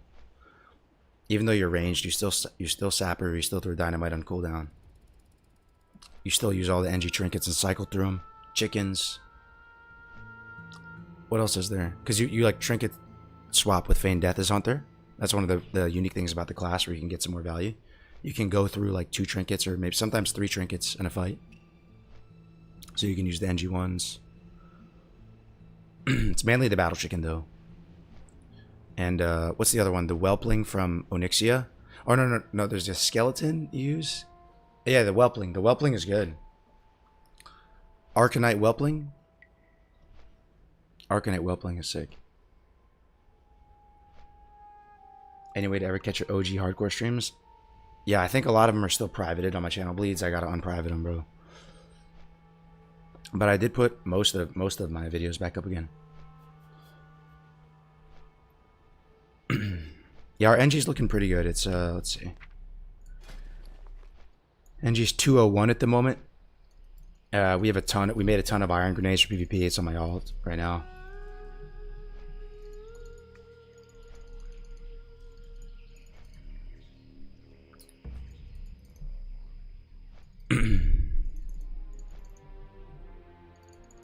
So yeah, NG's looking pretty good. Mining is okay. We're kind of in danger of falling behind with mining though, because the zones I'm going to now are not gonna have. They're gonna start not having iron in them. It'll only be mithril and beyond. So I need 15 more skill points to get mithril unlocked.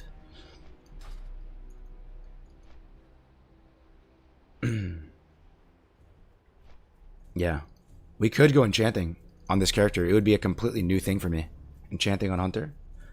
Like once we get our NG all skilled up and if we have a good way to get bullets and stuff, we drop mine and go enchanting. Thoughts?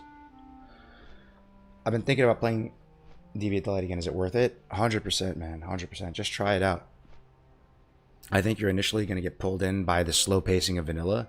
It's going to feel better than you think. By the time you ding level 10, you get your first talent point. The game is kind of simple and it's like less is more type thing. The classes isn't... It isn't... I don't know. They feel... To me, the classes feel smooth in vanilla. To me. Even with the sod runes and stuff, there's a little bit of clunkiness and awkwardness to it. Like things are a little... They don't fit quite right. Like almost there, but not quite. To me, the classes when leveling in vanilla, all of them are like pretty buttery smooth. Even like the most awkward one you would think, like Warrior. That's what people would normally think. Warrior's still smooth, man. You know, you just sunder down to 50%. Finish it with right clicks. You get rend on there. Like, you have buttons you can press on Warrior. Pretty much the whole time. 1 to 10 on Warrior is fast. Then you get D-stance, sunder. All the classes feel like they have, you know, there's not too many buttons. There's enough. And there is decision making on what abilities you press.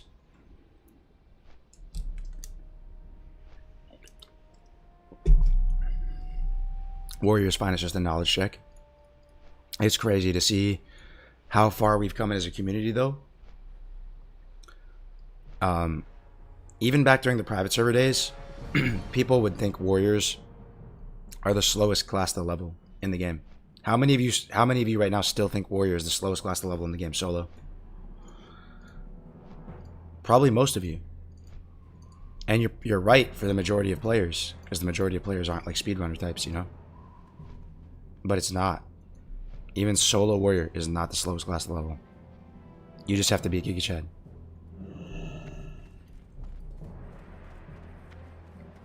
You know, you asked me a few years ago, slowest classes to level, I would be saying all the melees. Rogues, Warriors. Slowest classes by far.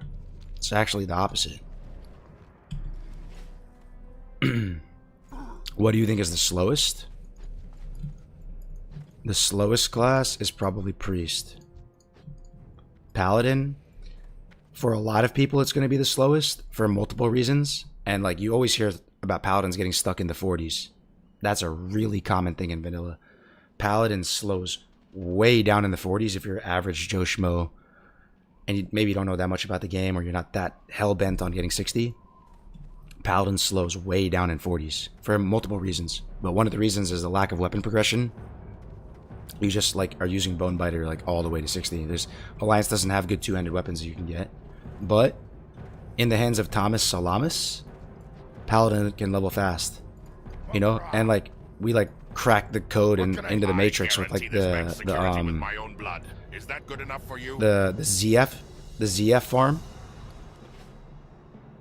The ZF farm, you see what I'm saying? So we've come such a long way as a community. Besides the grunts outside, my brothers and I fought at the Battle of Hyjal.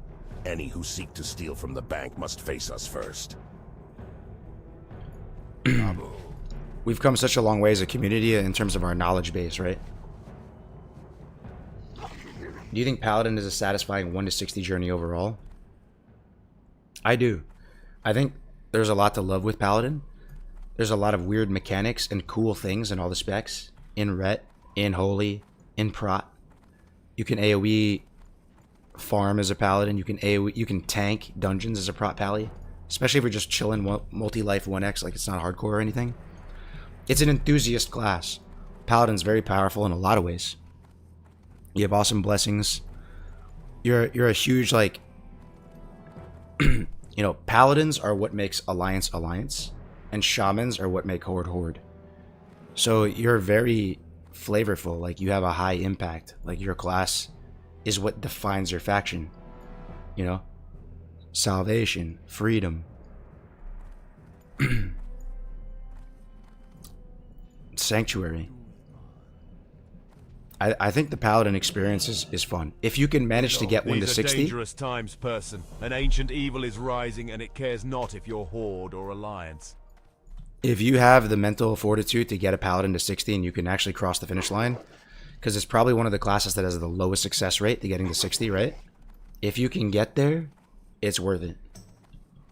It's the same thing with Warrior. A lot of people, you know, they want to be big bad brown class and be Giga Chad, but they just don't end up making it to 60. They give up. If you can cross the finish line on Pally, I think it's a good life. I found Holy Pally a blast. I could see myself getting really into Holy The Pally. Grim Totem. This is Whoa, interesting. this guy's coming in hot. Cape, 10 AP, 8 stam. That's pretty bad. Go forth to victory. Yeah, let's train. What's the cast bar add-on? I don't think I have a cast bar add-on. Maybe I do. It's Dominoes though. It'd just be Dominoes. You're saying like this? Like this? Menpet? That's Dominoes. Not a huge fan of classic Ret, but then again, I've never played it. I just love Hordes that much. You know, that's the thing though, bro. I've been playing this game so long, and I've studied this game as like a student of the game and made all these guides and stuff, that I do feel like fortunate enough to feel like I have an appreciation for not only every class in the game, but every spec in the game, and for a lot of talents, you know.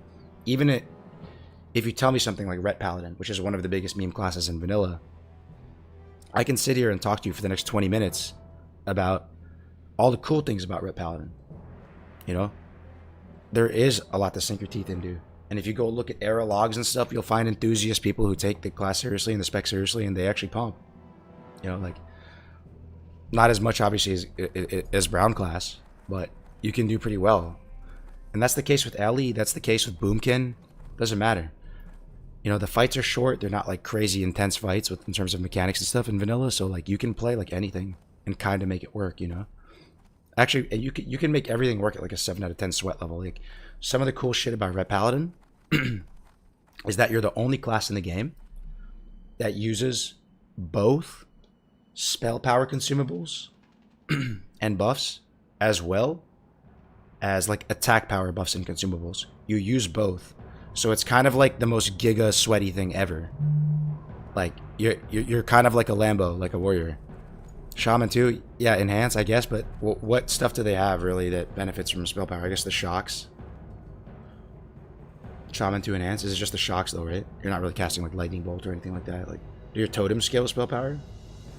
Yeah, just the shocks. So it's a little bit, I mean, Paladin has the judgments and consecration.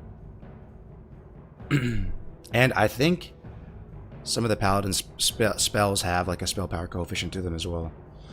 But yeah, like you can get really sweaty with the Paladin and just fully stack yourself up with spell power consumables, Flask of Supreme Power on Pally, you know, melees, attack power Andes. In vanilla, we don't have a flask we can use. The only flask we can use is Titans. Giga Chad Ret Paladin can use Supreme Power and actually get, like, you know, damage bonus from that. What's the fastest leveling class non-AoE 1 to 60 in your opinion? Non-AoE? You know, you want the answer, bro? What do you think it is? But the answer to your question is kind of not useful. What you want? It's not really useful because there's only like one guy who can do it. I have much knowledge You know to what I mean? impress So how upon useful you, is that? adventurer. You must learn to hunt with honor. Lock? No, it's not lock. It's not hunter either. It's not hunter. It is hunter for like most people, but the actual record right now is a class you'd never expect. Is rogue. I have much knowledge Pretty to sure impress it's- upon you, adventurer. Pretty sure it's still Theedy with rogue. But he's like built diff. I have much knowledge to impress upon you, adventurer. You must learn to hunt with honor. We'll get the Vipers thing. We'll treat ourselves a little bit. Scare Beast 3. We don't need any of this other stuff, right? Oh, Disengage is pretty good. Raptor Strike's good. Mongoose Bite, meh. Emo Trap's good. Mongoose Bite, Explosive Trap. Yeah, we're good. Okay, we need arrows now.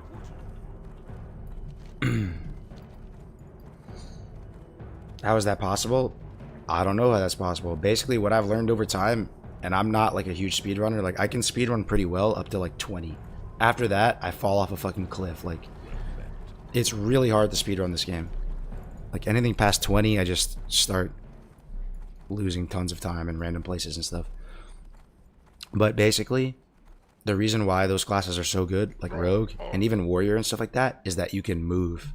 You can move while dealing damage, and it's like free damage.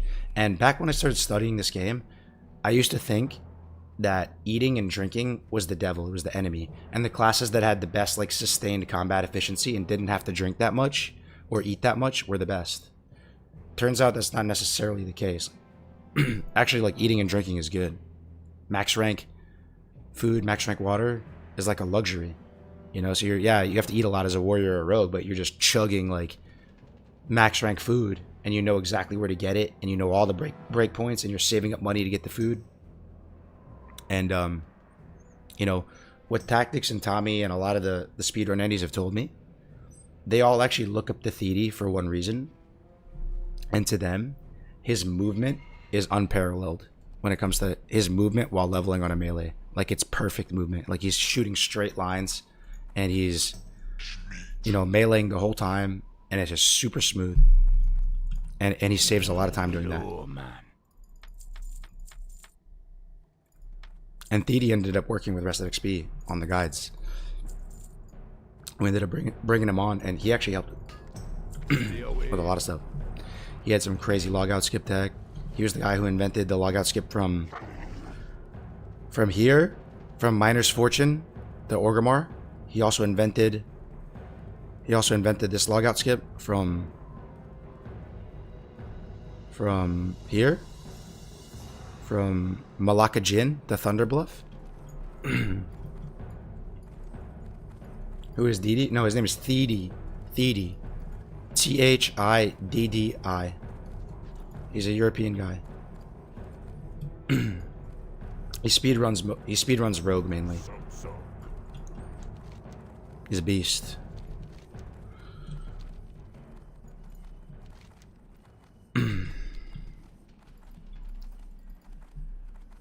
But it's crazy, man. It's crazy how far we've come as a community and our understanding of vanilla WoW. We've gone like 180, 360 on so many things. If you think about it, I know a lot of you guys watching, you were there for a lot of that learning curve, and to see how our mentality on like what's stronger, Alliance or Horde in PvE. What's stronger, Alliance or Horde in PvP, and why is that the case? Like, or distrust. going in, friends serve their own ends, adventurer. going into Summer 2019 Classic. Dude, These voices sometimes is too much.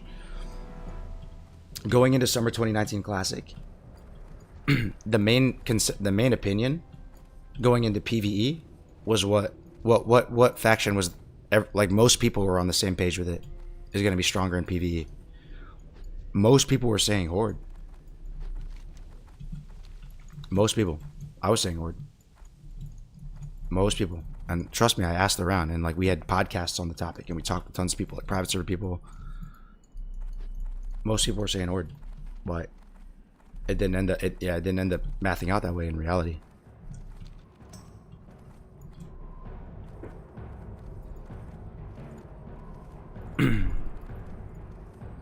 Human Warrior was OP. Yeah, but like Wind Fury, you know.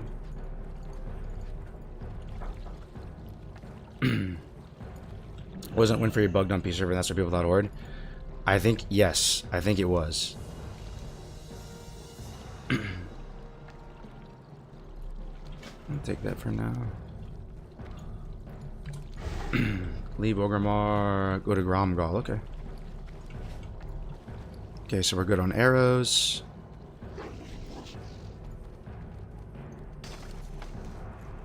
I want to put this in the bank before we leave. I want to put this in the bank before we leave. We'll keep the elegant feathers. See if there's anything else to turn in. Nope. Alright, we're going back to STB.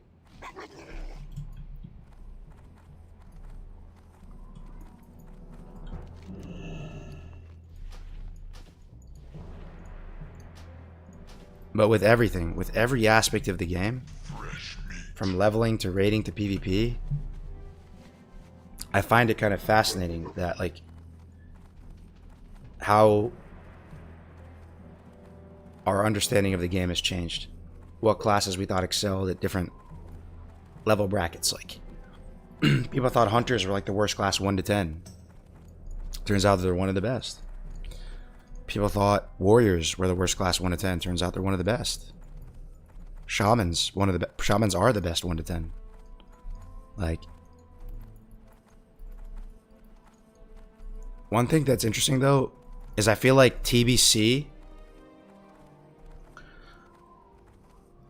Classic made us realize how good perception is in vanilla as well. The human racial perception. I feel like even on private servers, like, people didn't take the ability too seriously. Like, it wasn't that good. Maybe it was just like how it worked on private servers, that it didn't give you much stealth detection. But after going through TBC Classic and seeing like how meta defining perception is in Arena, and how critically important it is to be human, playthroughs of vanilla since then, people use perception a lot more to great effect. Shaman over Paladin 1 to 10. No, you're right. Paladin is the fastest 1 to 10 on Horde. Yeah, 1 to 10. Yeah, it was Tommy's Mr. 5950 Elwyn route, where you get the deed of Westfall. You get the 2 or 3 bags from the starting zone. Get the hammer right when you leave. Yeah, Paladin 1 to 10 is the best, actually. Shaman second though.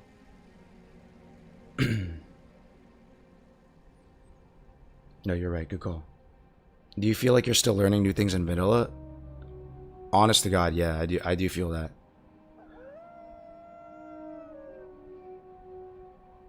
I do feel that way.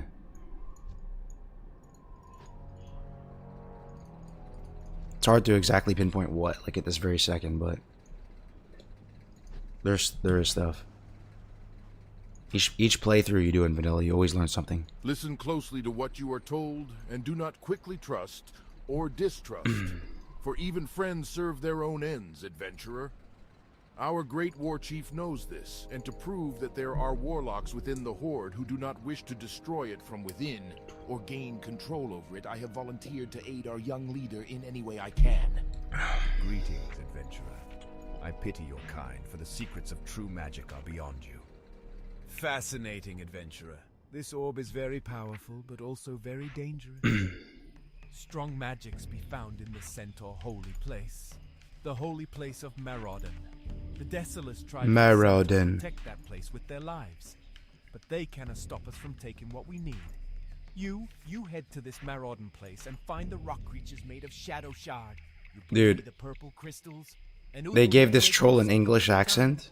The place be dangerous, so maybe you be bringing some friends. That's a bit of a miss. He's like the one troll with like an English accent.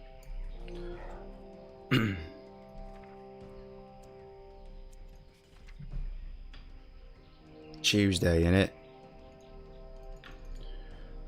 It's kind of funny. I had no clue who you were and actually found you from a Priest Vanilla Guide video, and then all of HC started, and I was like, oh, it's that guy. Yeah. It is crazy though. Like, I heard Alex talking on stream the other day. How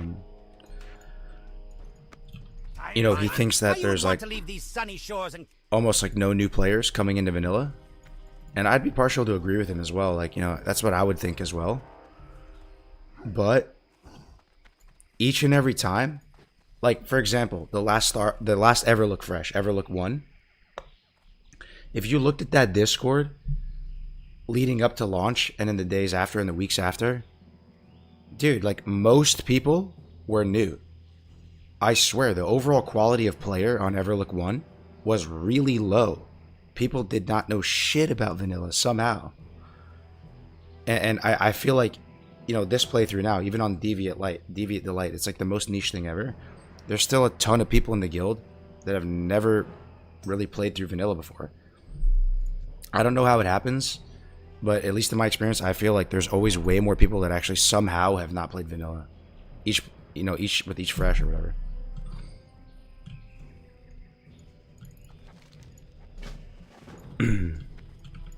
I think we can do Mind's Eye now.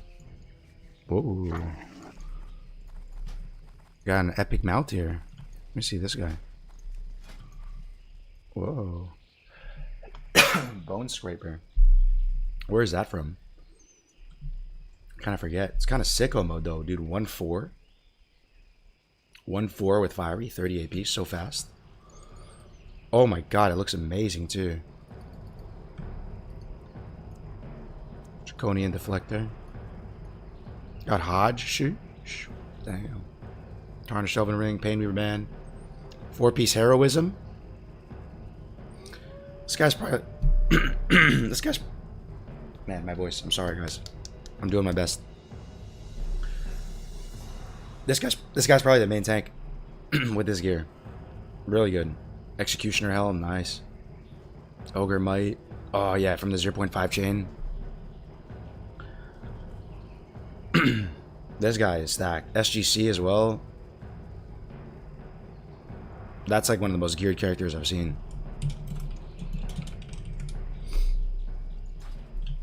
Solid.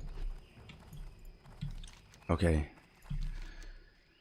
Do we go do Mind's Eye?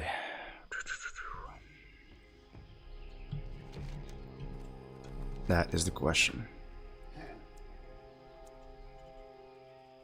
Do we do Mind's Eye? Maybe this guy will help. Yo, wanna kill? Ah, we can do it solo. It's fine. We're Hunter.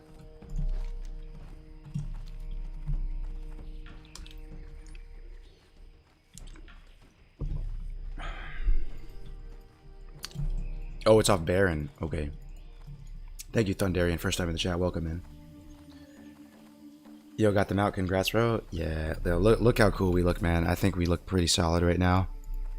We have the Grey Dire Wolf mount and our pet matches. And this is a really good pet. Snarler.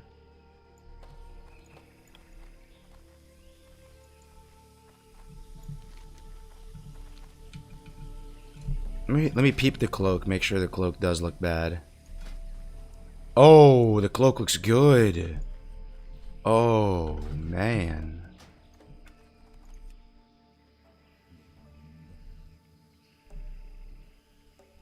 Where is it? Cloak. It's one of those rare cloaks that looks decent. Someone Uber Eats this man a cough drop? Yeah.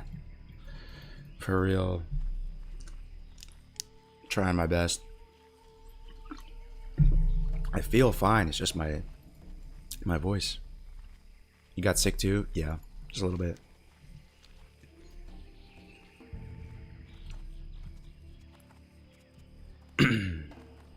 You went from one voiceless streamer to the next. Do you feel like WoW is too segmented now between retail, Cat Assad, vanilla, HC? Or is this the new reality where it has to be in the way for the game to survive and thrive? I think the latter. I think it's really good that we have different versions of the game we can play.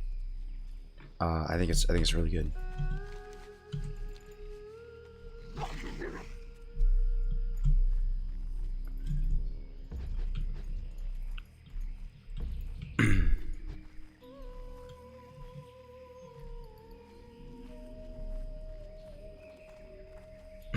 See, I'm on EU. There are people who are playing fresh for the first time in vanilla. Yeah, there always is somehow. Somehow. Alright. Okay. Let's see here. Let's see here. Do we try to just run in and feign death to the main guy? Shortcut our way in there. I think we do. Fuck it. Target dummy. Oh, fuck. He clipped me. He clipped me, bro. Wing clip. Okay, we go this way. Wing clip. We gotta pray for no resist on the fan. No resist, please. Oh. Thank God. We saved a lot of time with that. We just gambled. Okay, he's not padding. We just killed this guy now. Oh shit, please don't pull that guy. Okay. If I jump, I can shoot. Oh.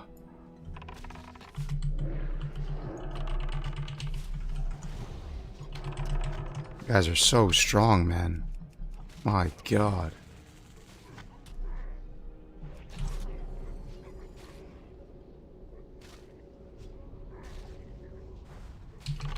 I don't know if we can do this. And that guy's padding. Uh-oh. Oh, no, man. Please die. Oh, okay, he's dead. I have to face tank this guy for a bit. We're gonna have to, like, trap him. And eat. Oh, what the fuck? It resisted the trap? I'm dead. I hate that quest. About to give up.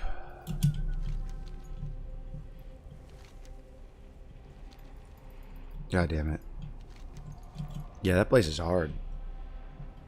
You guys are strong in there, man.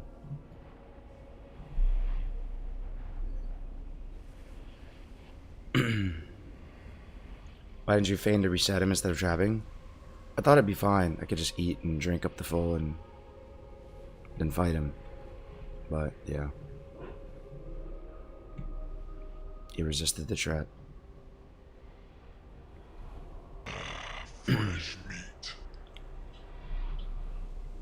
They need to remake vanilla and make it better.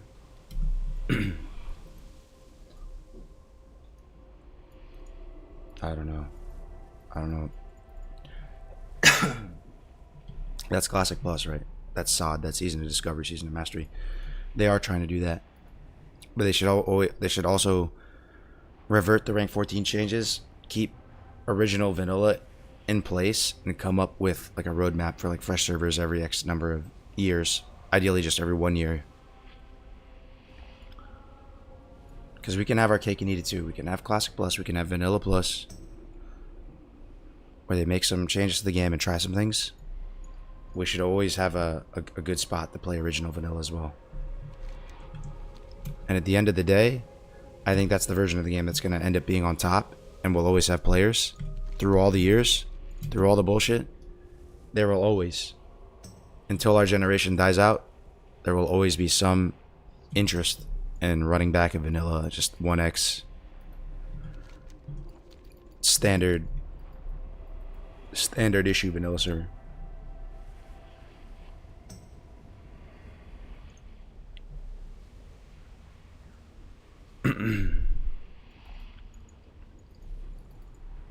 Yeah, I mean, we can barely kill one mob in here by ourselves. I don't think it's gonna happen, man.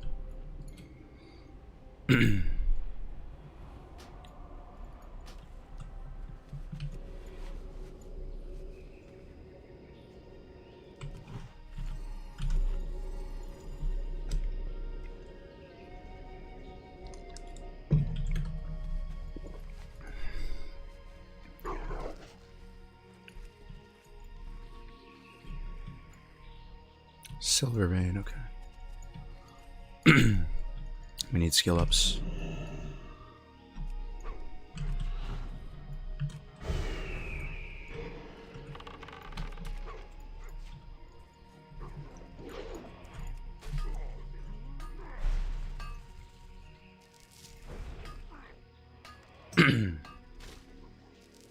Who should be on the Mount Rushmore of Vanilla WoW besides Cargos? Damn, bro, I appreciate that. That's actually a very touching thing to say. It means a lot to me.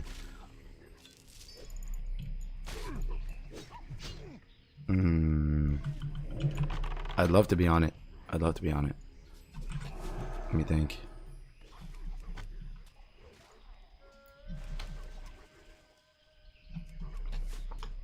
Who's done a lot for the game?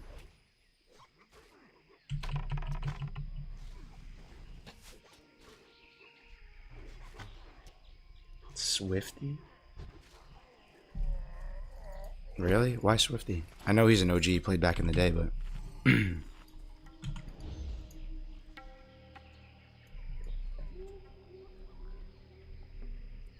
crushing it on keto, down 4 pounds in 3 days, feeling good. Hell yeah, Caribou. Awesome, bro. Awesome. You should get keto strips though, Caribou, or buy one of those devices. You can buy them off Amazon, like 50 bucks.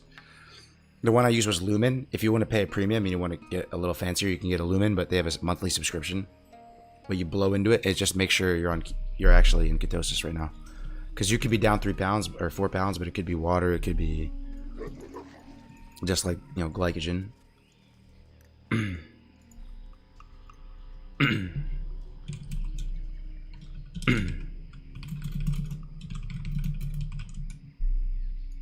Whoa. What do you mean we're blacklisted? Blacklisted? Is there some drama going on? Is there more drama?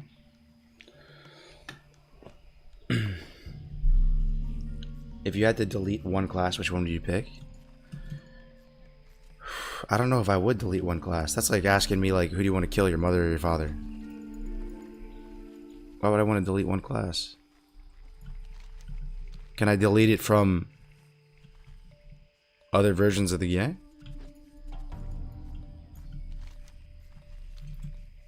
With that being said, priest.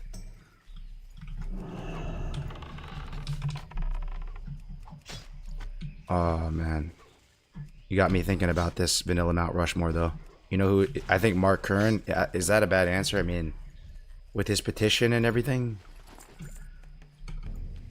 But he was like a developer for vanilla WoW, right? So it's like, but maybe he deserves to be on the Mount Rushmore. Honestly, maybe like Kevin Jordan should be on it, and Mark Kern. And if I want to be honest, I actually think a Grend is a beast. Like that's crossing my mind right now. Like I've talked with that guy a lot, and like he really understands the culture of vanilla WoW and its history, and like is kind of respectful of it. And he's honestly really awesome. WoW Hobbs. I thought you meant players. Yeah, I know. I'm thinking right now players. Who's done a lot for the game.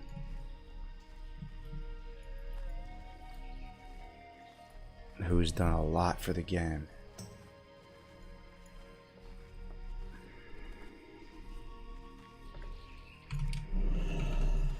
Who always had the game, always went to bat for vanilla. Always stuck up for vanilla.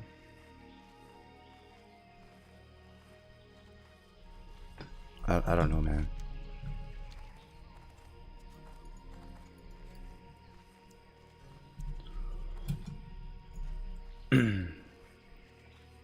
The Time Loss Guild said that they're going to blacklist all members in Defiant because they claim they're going to break the phase rules. Oh, in Defiant. Okay. So not We Want Fresh. I see. Damn, more drama, more drama. The story of Deviate Delight continues to develop. Swifty, honestly, him and others making content back then is what raised the average skill level of players.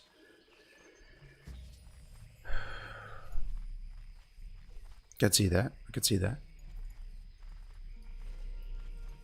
I could see that.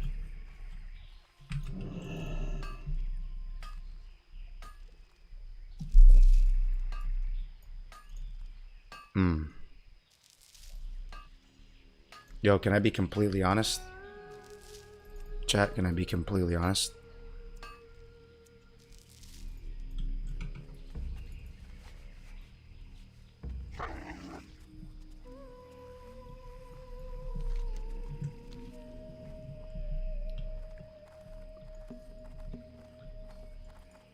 I do think once upon a time,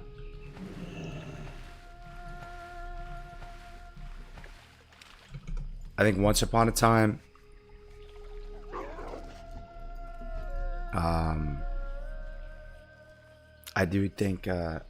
do think Alex has done a lot for the game and for Classic and bringing it to life, and I honestly do believe that you know, he had a lot of really strong impact on getting Classic, but at the same time I do feel he kind of turned his back on the game in a bit, if I'm being honest, like at certain times, and was hating on it and stuff. So, but if I'm just gonna be completely honest, bro, when I think about like people who like really went to bat for vanilla massively over the years, even private server days, and really like made an impact on getting us to where we are today, that's just the reality. That's just the reality of the situation.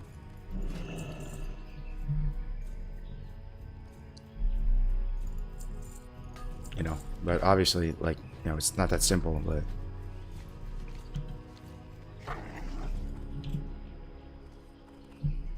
oh, let's fly to Booty Bay. Hot take incoming.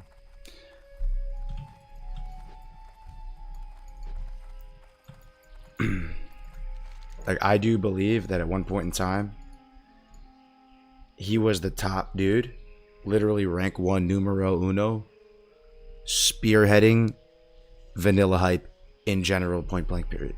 Just like spearheading vanilla hype. And that's all it was. There wasn't any drama back then. It was actually a whole different timeline and arc. It's obviously, you know, I'm thinking way back though. Like, I'm thinking 2015 to 2017, you know. But those are critical years. Or 2016 to 2018 maybe, where Blizzard is looking at private servers. They're looking at Nostalrius. They're looking at Elysium. They're looking at Light's Hope. And they're studying those private servers. They're studying the player base. They're looking at the streamers and the community that was forming there. It is what it is. Mad Season? True. Mad Season is a really solid human being. I love Mad Season. But I'm a little bit like demented in my mind. Like I do cherish the private server history, and like I sort of one up people in my mind that played back then and was part of like kind of the push to, in my mind, the story to get Classic. You know, the people that were around back then, making content, playing the game, doing whatever. You know, so I don't remember him from back in the day. I don't think he played any private servers or anything like that. He came during Classic and all that, but when I think of like Classic WoW Mount Rushmore, what you're saying, I want to think about the people that basically made a big impact on getting us Classic WoW. And if you think about it that way, I probably shouldn't even be on there. You know, I did make some guides and stuff before Classic came out, but I wasn't like a huge, you know, I wasn't huge back then. But there were some people, I think there were key figures that actually did have a big impact in getting Classic WoW to happen. Getting eyes on it from Blizzard, right? Maybe some people on the NOS team, bro. What about Nano? I don't know.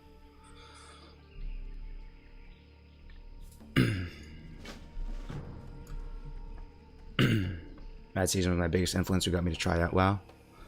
Yeah, but the bag was already secured at that point, Matt. Like, Classic was already around. It already existed.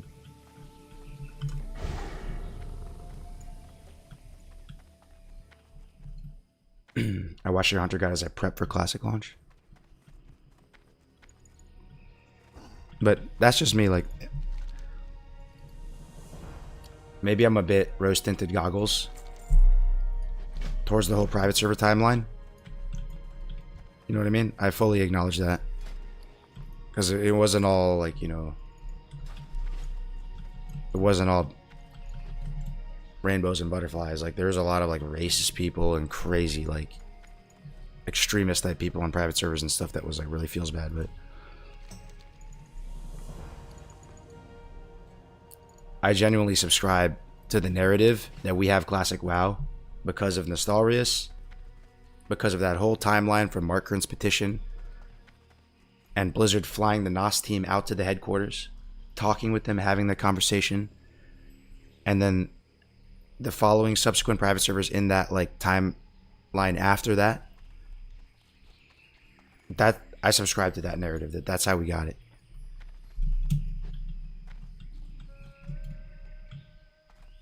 Mad Season and Barney B. What's up, Naz? How you doing? First time in the chat. To be fair, Mad Season was making videos about vanilla way before Classic came out. Was he, Zug? For real? That's cool. I didn't know that. Because, you know, there's a lot of creators and stuff that I came across for the first time come Classic.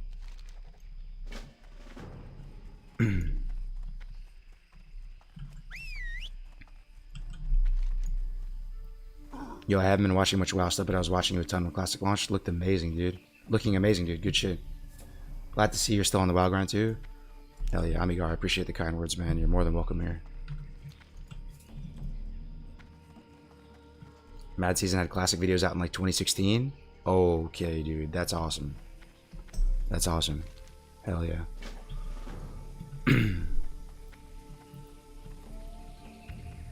Hell yeah. Yo, to be honest, too, like, I don't see 100% eye to eye with this guy on a lot of things. And, like, you know, we've had some minor issues in the past, I'd say. They're not, like, big deals. But love him or hate him or whatever, S-Fan actually had quite a big impact on Classic as well. He did. I would be lying if I said otherwise. And the developers have always had a really big soft spot for him. A really big soft spot.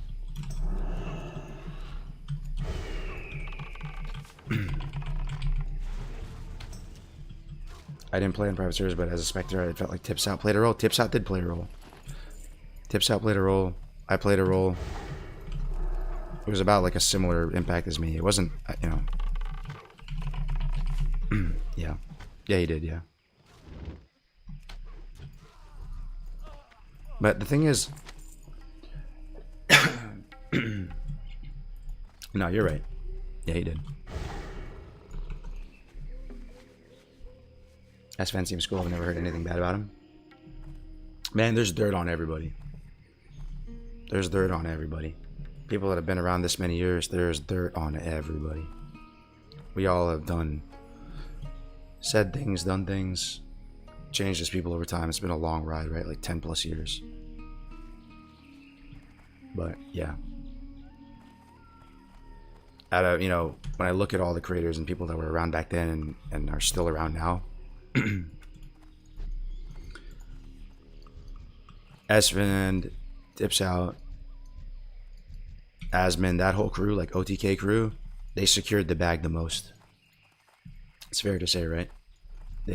I do believe they love the game. I do believe they have passion for the game and love the game.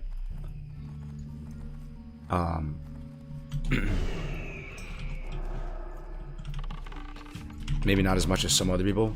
You know, they've kind of like moved on to greener pastures and stuff like that. But they accomplished a lot. They took a super old game, retro game, and the hype for it in 2019, and they built an empire. They legitimately built an empire off the back of the launch and everything.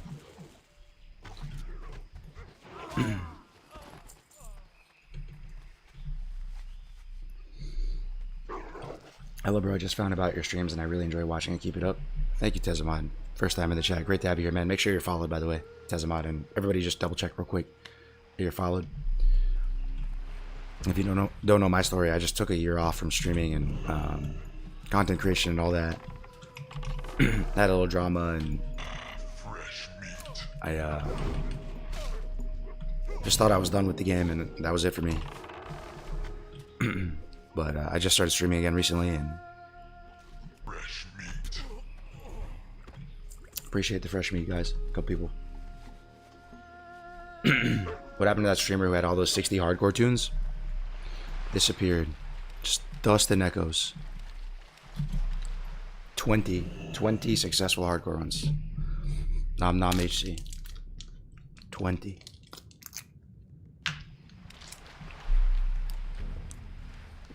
You never know though. That's how it goes with WoW. Like, people just pop back up out of nowhere. I thought Tyrannosaur was done. People thought I was done. Tyrannosaur's back. I'm back. Straight ghosted. There was some drama and controversy with him.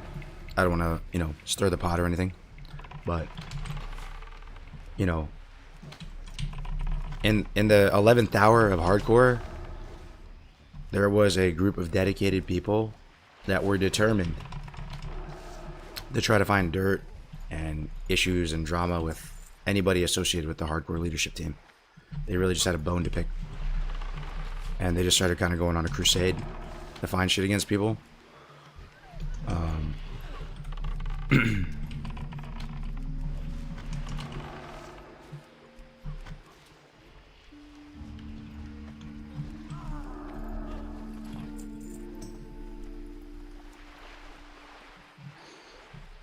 Official HC actually killed HC. That's a weird thought. Interesting. Official HC actually killed HC. Interesting thought. Would there be more active players now if official HC never happened? Like right now at this very second on Bloodsail, would there be more active players than on Defies Pillager and Skull Rock and all that? Possible. But a lot of those people joined because official was coming out and it was announced.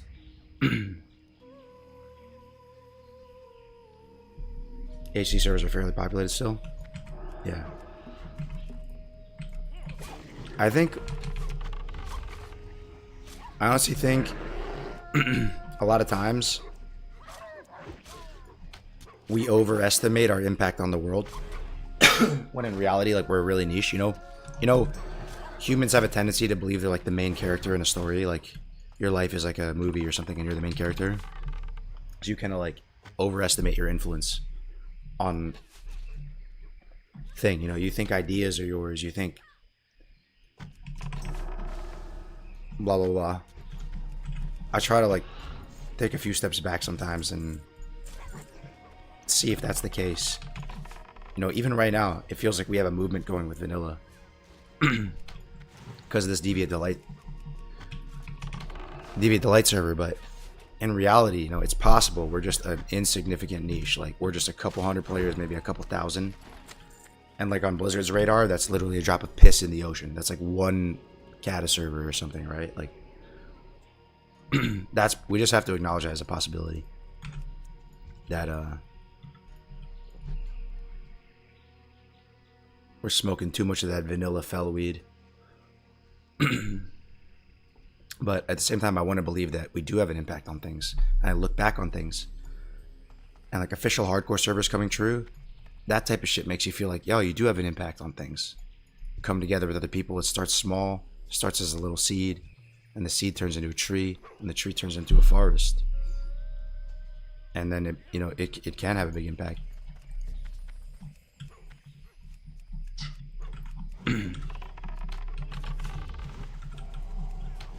We're so much stronger now compared to a couple levels ago.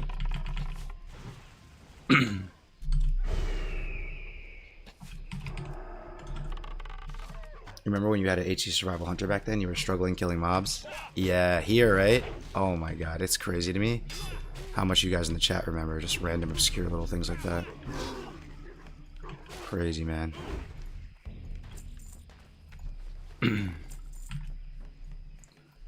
Okay, let's see. We can pull. Let's pull this guy. Let's see what comes back with him. Feels so good having entrapment. Like, I feel like we can take a couple things. Okay, 2.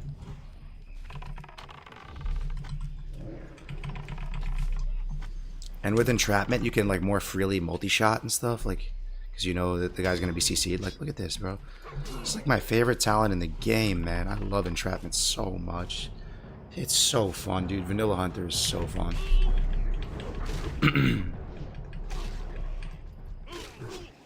What an insane talent. It's good in TBC too.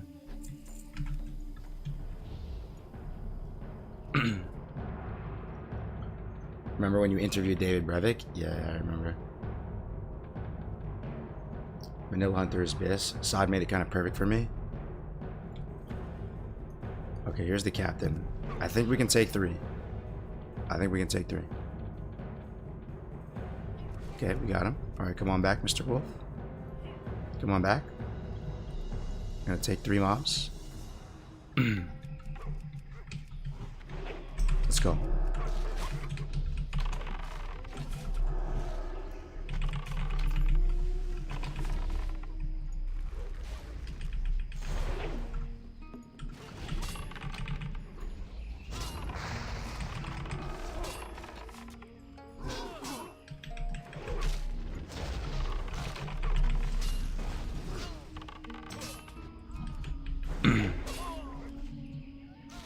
Nice, man. That was pretty clean. I think that's the hardest one, too. Let's see.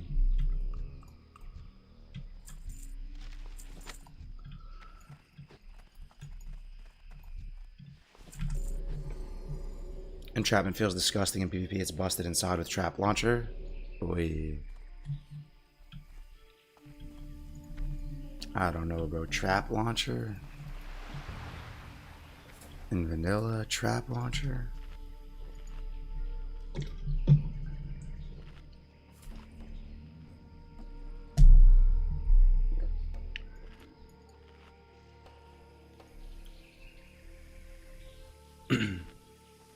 Damn, bro, what happened to cause the drastic transformation? New crib, new tats, new gains?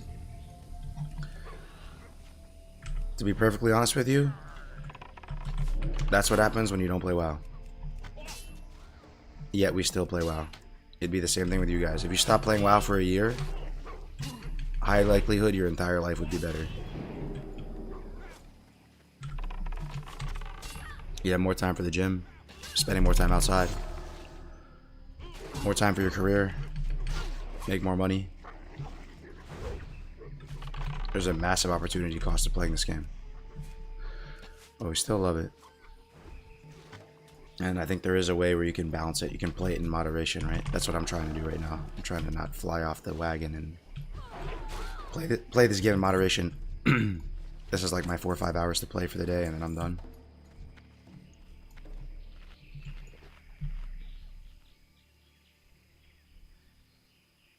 Factual and true. Truest thing said all day.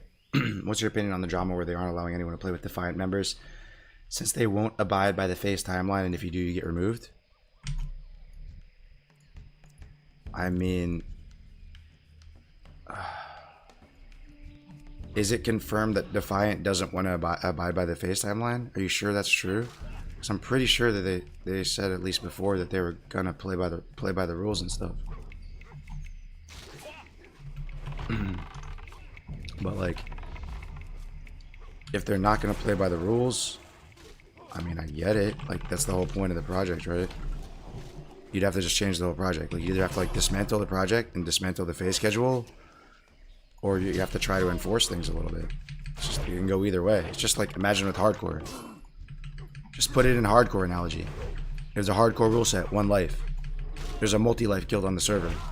Someone wants to open trade and play with the multi-life guild and go run normal dungeons and die and stuff. What are you gonna do? Just say like, okay.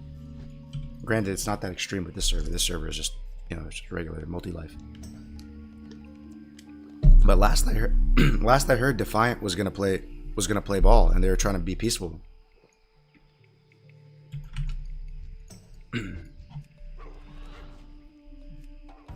You will also grow tattoos. Yeah. Yeah, man. I don't regret the tattoos at all. Like, I honestly, my only regret with the tattoos is that I didn't get them earlier. And I feel like that's a pretty common thing. Like, I should have just manned up and got them earlier. They're sick, man. It's a lot of fun. It's like art on your body. You see them all the time, every day. Like, it's just something fun to look at in the shower. It's like conversation starter. Can like help you kind of create the brand and look you're going for.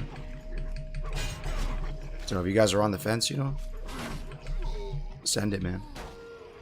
You're blasted. I want to get more.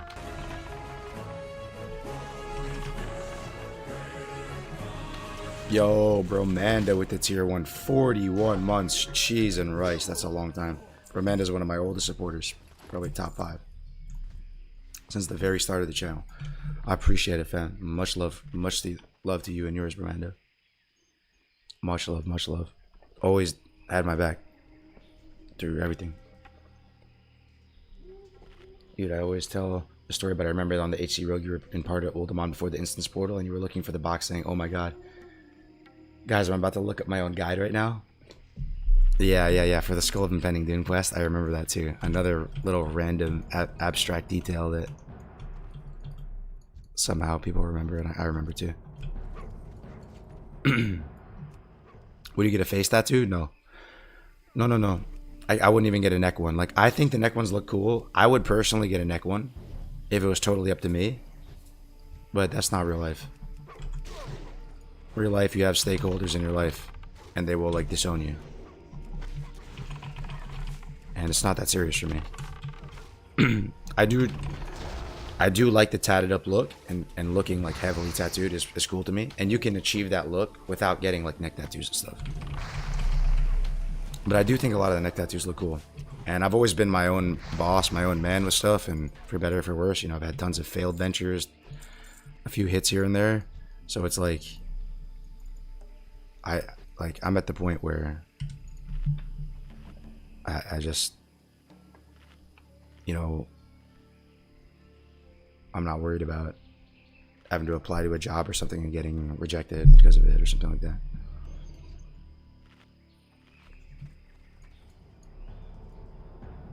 Winky, that song you made with Grace for Days Gold? Which song? Which Winky banger are you referring to? We killed the guy already? Oh, we did. Thanks again, though, Bromana, for the tier 1. I appreciate it. Guys, real quick, just make sure you're followed to the stream. Subscribed on YouTube.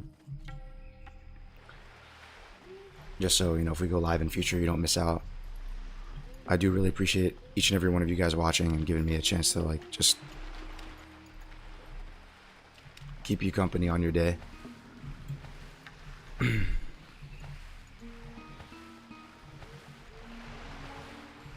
I made a meme song today. Want to hear it?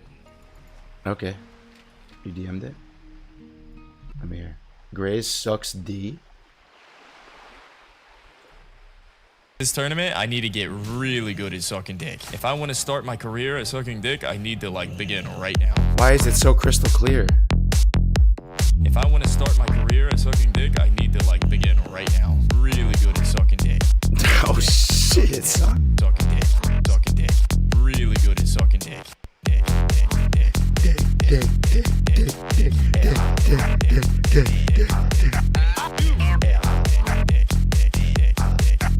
Oh. Oh.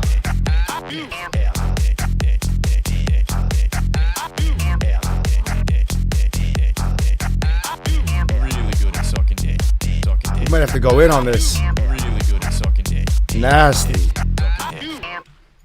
That's like Grace for Days Throat Goat edition right there. Damn, that was good.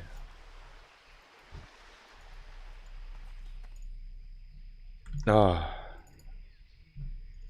Gargo's freestyle over Throat Goat. I miss you singing it. Yeah, did you record any new songs? I do actually on my YouTube channel, ATT. I actually have a song about One Thing Fresh Vanilla Classic. And it's my whole wish list. Like, it's a cohesive song, like, which I'm proud of. Like, I stuck to the same theme the whole way through. All the bars, every single line relates to Fresh Vanilla Classic and everything I want in a Fresh Vanilla Classic server. It's short. It's a short song too, so like if you're cringing right now, you only have to endure it for like a minute. I can play it though. Yeah, I'll play it one time. Since since we've opened that can of worms already, playing the Gray Sucking Dick remix. All right, here we go. This song is entitled "Fresh," a vanilla WoW anthem by Cargos. And keep in mind, this is my wish list for a fresh server. This song, I was hoping, was going to hype people up to play on Deviate, to play on Starfall, to come back to vanilla. And it's an old school Mike Jones beat. Still tipping. Let's get it. In 3, 2, 1.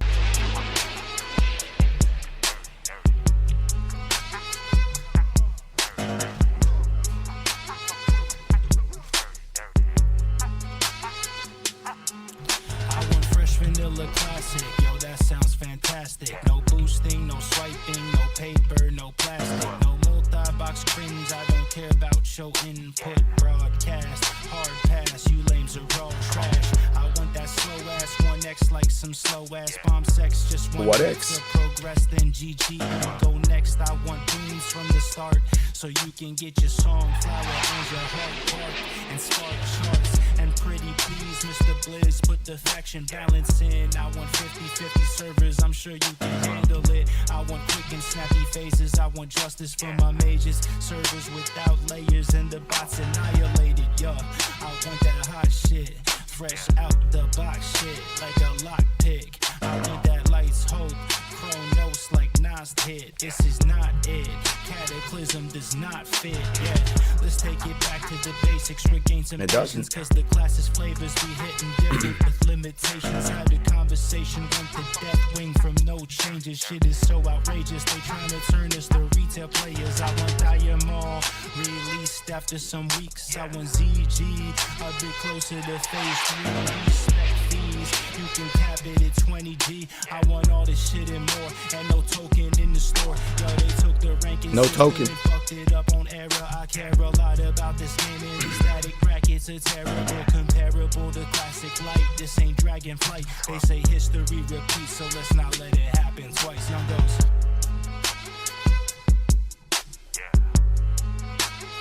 And that is it, ladies and gentlemen.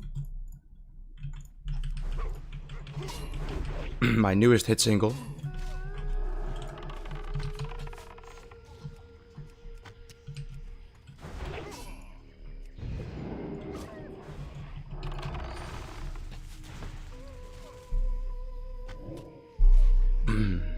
Call my Jones up. Bro, now that's a song. Hell yeah. It's on my YouTube if anybody wants to listen to it again. Good to see you, Svetska. How's it going, man?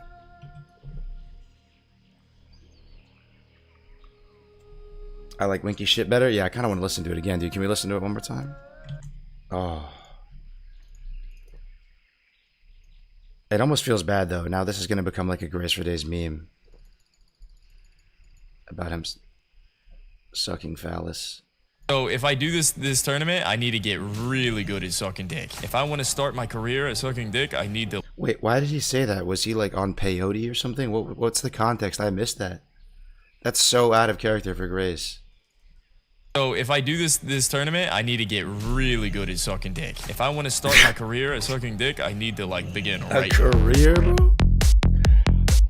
What's the career? If I want to start my career at sucking dick, I need to like begin right now. Really good at sucking dick.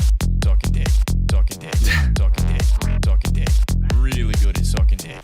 It's pretty on brand.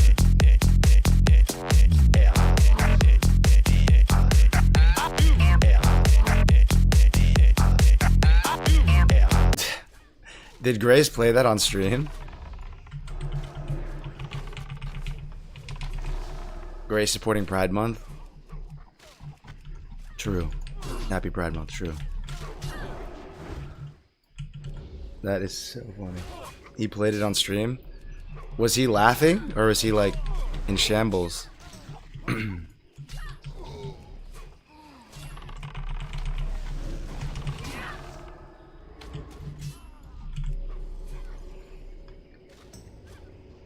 He was vibing, he loved it? Oh wow. Good for him.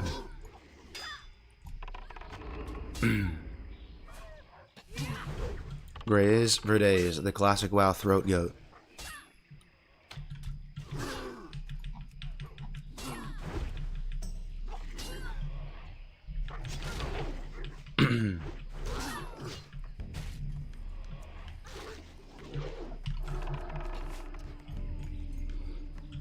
Okay. The final captain. This has not been that bad. Compared to when we were here 2 levels ago.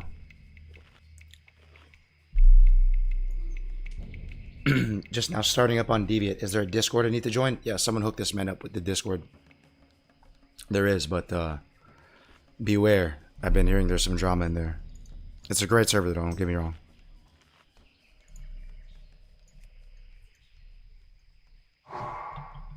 We're gonna try pulling with Eyes of the Beast.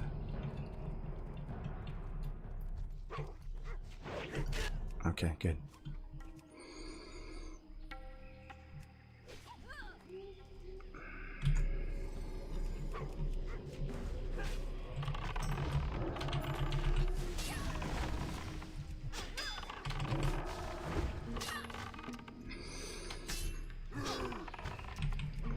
That's 2? Oh, nice, man. Perfect.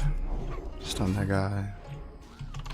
So much more control with entrapment. Feeling so safe.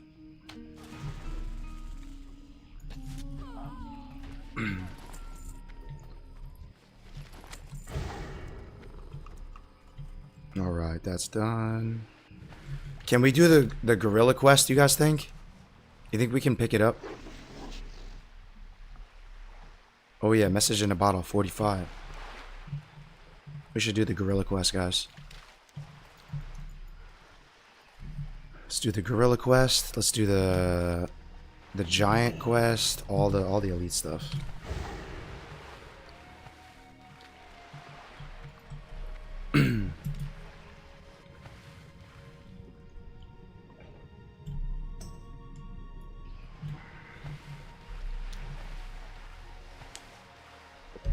Cargos, what's your favorite classic class if you have a favorite? To me, I've said it a million times, D-Blank. Vanilla Hunter. Rank 1. Followed by Warrior, though. Warrior is such a vibe. It's so fun. It's like driving a Ferrari, dude. It's so fun. Very satisfying class to play. But Hunter, like in terms of class fantasy, in terms of gameplay, like play style, the overall quality of life in the game, how it is in PvE and PvP, just all of it, the totality of everything that you do in vanilla as a Hunter, it's so nice. Hunter is the best. I mean, just look at this. I'm a Hunter. I can put on tracking, right? Track beasts. Go, watch. I can track beasts anywhere on the map in all of STV. I can go all the way up here. Look, boom. I'm already right here. I can keep going up. I can go see what's in Nesting where you camp right now. In a few clicks. How Giga Chat is this class? I'm a Hunter. I'm a master of scouting and reconnaissance and traps and tracking. Like, it's so on point with the class fantasy and flavor. A massive zone that would take 30 minutes to get to the top of. I can go check out Nesting Warriors right now. Where is it? Over here? Murloc, so it should be up here.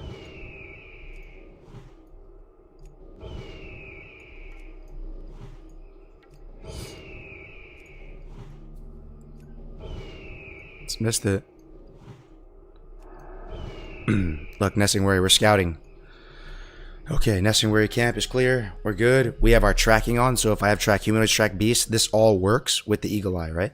So if I had track humanoids, I could see who's up here, track them on my mini-map, like... That's just the coolest thing. Even just that right there.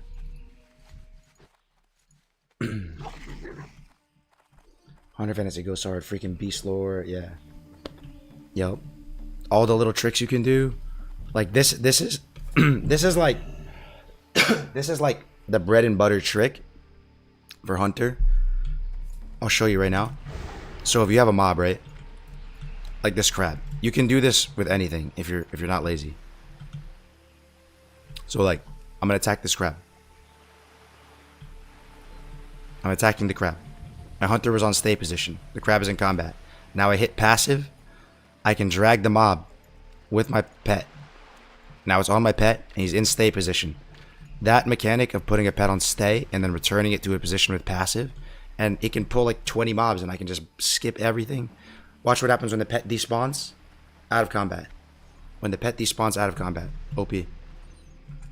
There's other ways of doing it too, right? Like, If there's a hostile mob, I can Furious Howl and get aggro. Look, like if I let me just wing clip it maybe. And if I Furious Howl, oh, it's not enough threat because I kind of like hit it. But if I just like aggroed something, like proximity aggroed something, Furious Howl in addition with putting your pet on stay and hitting passive and returning it, like the amount of things you can do and break in the game with that interaction is huge. The fact that you're ranged physical, like there's so much is interesting things about Hunter. The nature of your damage as ranged physical. The nature of leashing and how you can just play with stuff, toy with stuff, poke at it with rank 1 arcane shot, kite it across the entire continent. It's just really cool, man. So pull with the pet and run away. Yeah, you run away with the pet. Like, so you can just skip stuff, you can feign death. There's little tricks you can do. Look, here's another trick. You can do this in like Dire Maul. Hunter's known as the noob class, but the skill ceiling is really high. Yeah, look. So like, imagine you're in Dire Maul Tribute or something, right? You're trying to solo as a hunter. You accidentally pull something. You're in bad shape. I feign death right here. Oh, I should have done it near its spawn point. So imagine I feign death. And this is a hostile mob. How do I get out of this situation, guys? As a hunter. Imagine I'm surrounded by elites. I'm in a dungeon. I'm feign death. But they're all around me. As soon as I pop up out of feign death, they're going to aggro on me. And then the feign death cooldown starts. How do I get out of this situation?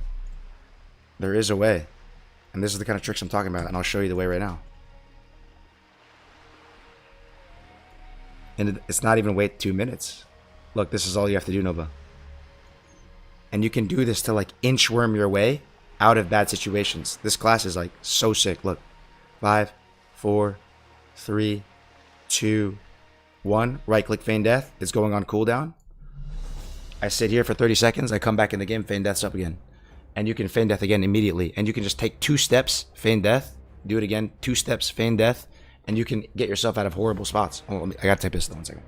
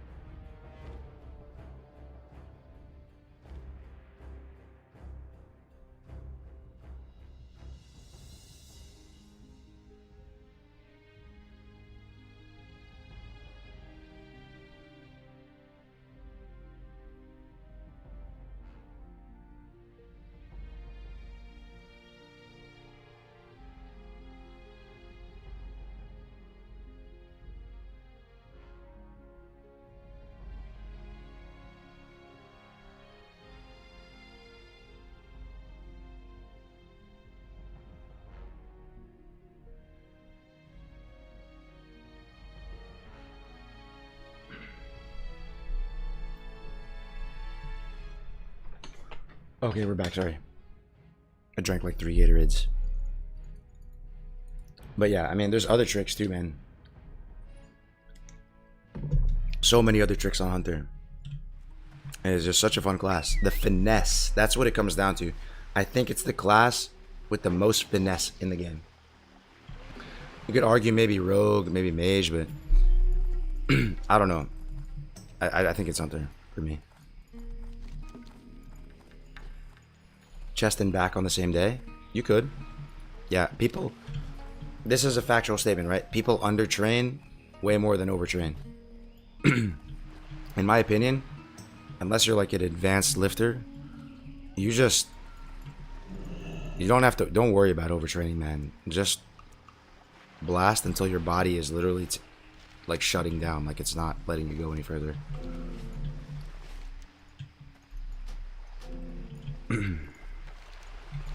Alright, let's kill this guy. Put an ammo trap. I might even be able to just kill him, like, without even guiding him, honestly. You know what I'm saying? We might be able to just solo him here. We're pretty geared, man. Running out of mana fast, though.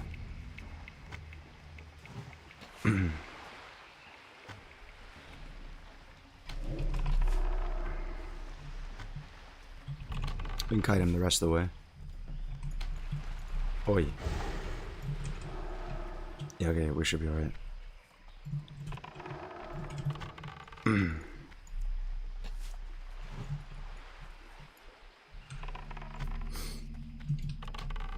He should start slowing down at 20%. And then he's dead.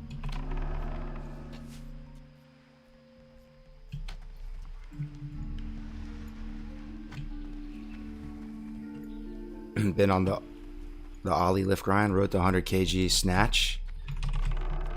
They need to rename that lift, bro. Why is it called a snatch? I know what you're talking about though, that it's like when you do this, right? It's called a snatch.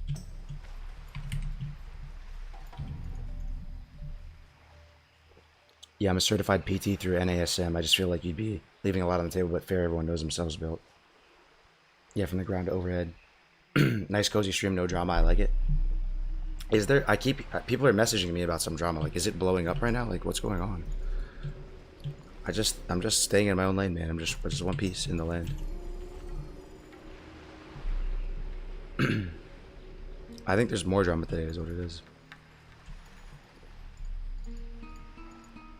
That's very bad advice. Yeah, I mean, everyone's body's different. Everyone's brain is different. Everyone's body is different, and everyone's brain is different. So, you know, if you can do it, and you can push it just enough and make gains, you know, going to the gym 3 days a week, then it is what it is. You're doing great. Ultimately, you just have to look at the end product, right? Because everyone has their own opinion on how to get a lean muscular physique, how to have gains, right?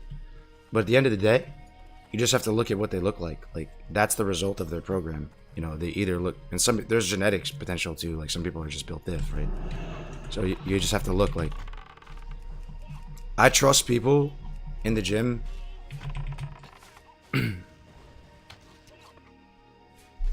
more if they themselves are like have a physique that I admire. You know, they're actually just living that life. Yeah, we all have different biomechanics, femur sizes, etc. You gotta find what's best for you. Yeah, just for me, and I'm just trying to give you hard-hitting information that's based in reality. I think people undertrain too much. They don't do enough calisthenics. There's a lot of things. They worry about losing muscle too much. You gotta cut first and then bulk. Like, just get down. Even if you become skinny fat, it's okay. Like, don't worry about losing muscle. Just, you know, drop weight until you look serviceable and then do body recomp.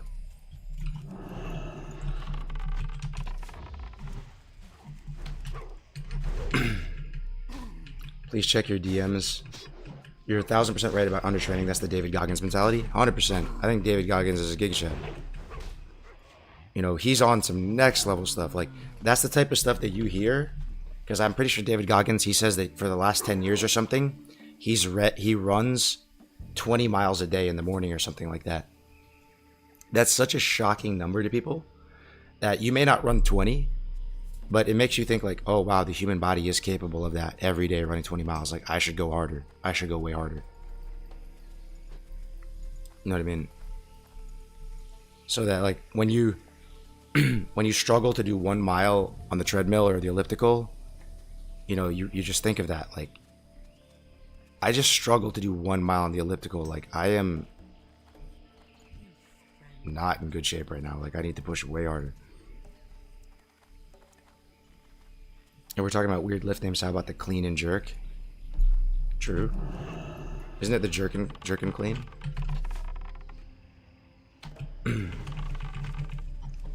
Check the DMs. Okay, let me see. Cargos loves nuts. Oh no, dude. I'm gonna have a meme of my own now. Oh, fuck. I'm bracing myself right now.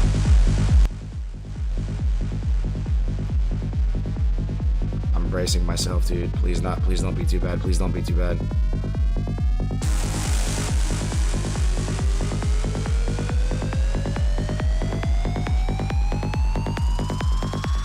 I just love nuts.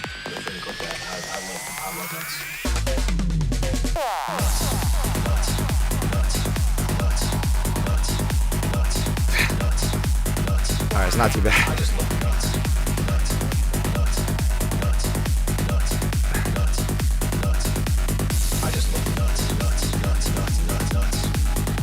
I do.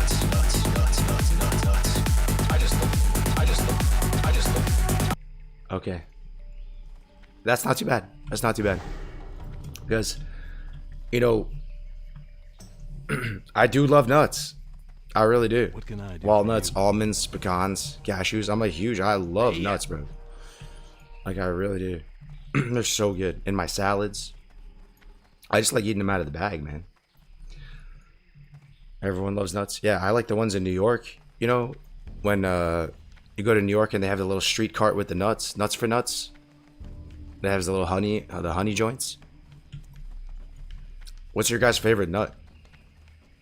You know, for me, it's probably walnut, followed by cashew. Raw cashew though, not the roasted one. I just love nuts, man. It's one of my favorite things to eat. Peanut butter, all the butters you can make from nuts. What can I do for you? Chocolate almonds, fire, yeah. Thank you for that, Winky. I like it because I really do in fact love nuts. So that song is completely accurate. So calorically dense, yeah, they are, but they also make you. Sorry, man. They also make you full. Yeah, they are calorically dense, but they make you full, like the fats inside of them and everything.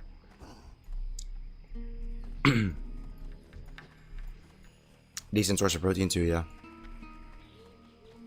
Yo, Carb, do you know much about carb cycling? Been reading up on it, not sure if I want to jump in. I have friends who have done carb cycling before. It never really interested me much. I don't see the point, but maybe I don't understand it. My understanding of carb cycling is you're trying to like keep your body guessing. So you go through periods where you eat like a lot of carbs and then you switch it up and you don't eat carbs. It just, I just like don't understand it. Like it doesn't seem, it seems risky to eat a bunch of carbs and stuff. Like just go high protein, high fat, low carb. Try to keep your carbs as low as possible. Lift heavy, compound movements, you know, get good bang for your buck out of your exercises. Like it just kind of seems unnecessary. Or you can go keto. That's the other way to build the car, right? You can just go like under 40 grams net carbs per day.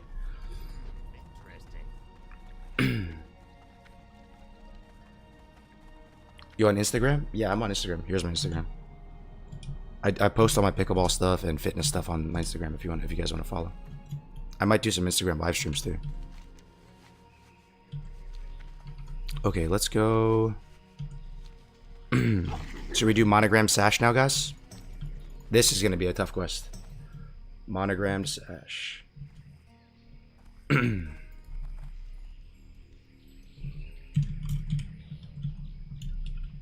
Let's do it.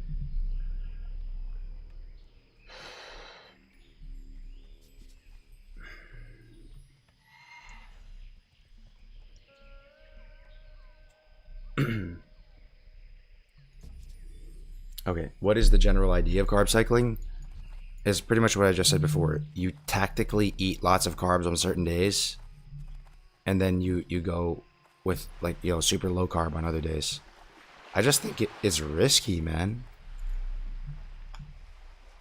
Like what's the point? I'd rather just be in keto, or I don't know. It's risky eating a lot of carbs.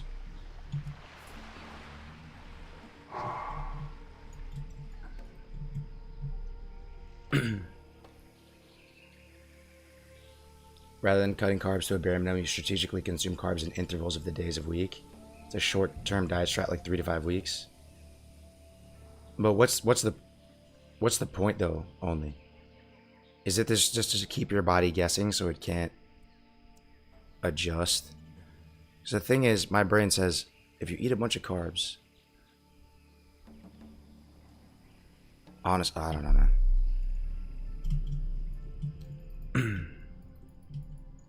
You're going to be lacking in protein maybe because you're eating a lot of carbs. then you're gonna get hungry and satiety's gonna be all messed up. Isn't that keto? No, keto is straight up. What keto is, it's actually very like simple in a way.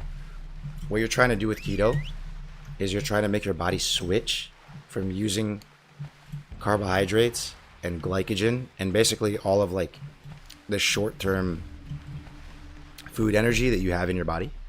You're trying to get your body to switch from that into using fat as its primary energy source. And you do that by keeping carbs so low for so long that your body kind of has no choice but to switch over the stored food energy and ketones.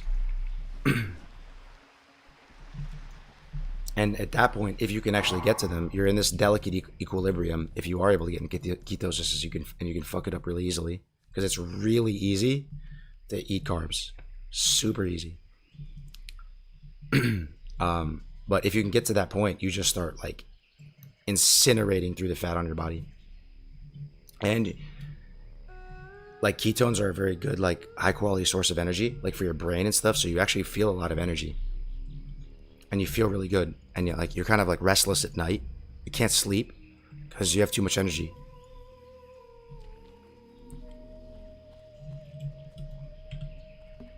But keto to me is kind of a short-term strategy as well. Like it's really hard to maintain keto over time because you're gonna have birthday parties, weddings, your wife's gonna want to eat pizza or something. Like it's so easy to mess it up that I don't think you can do it for that long.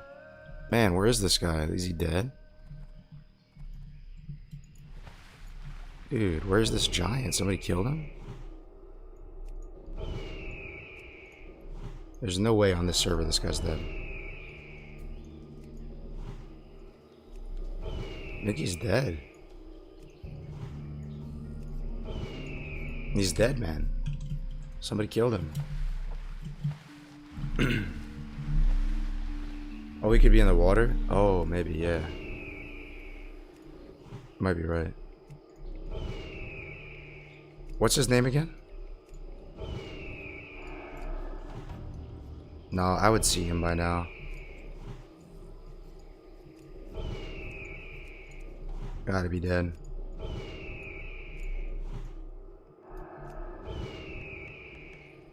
Yeah, he's dead.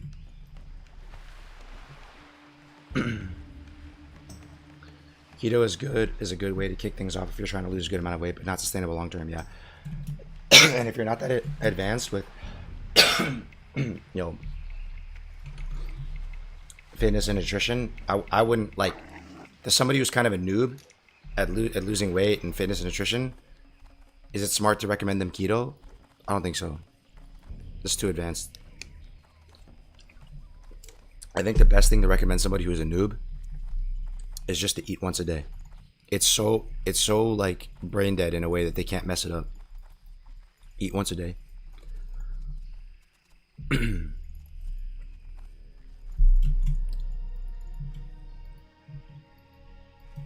Can you train a fish as a pet? No.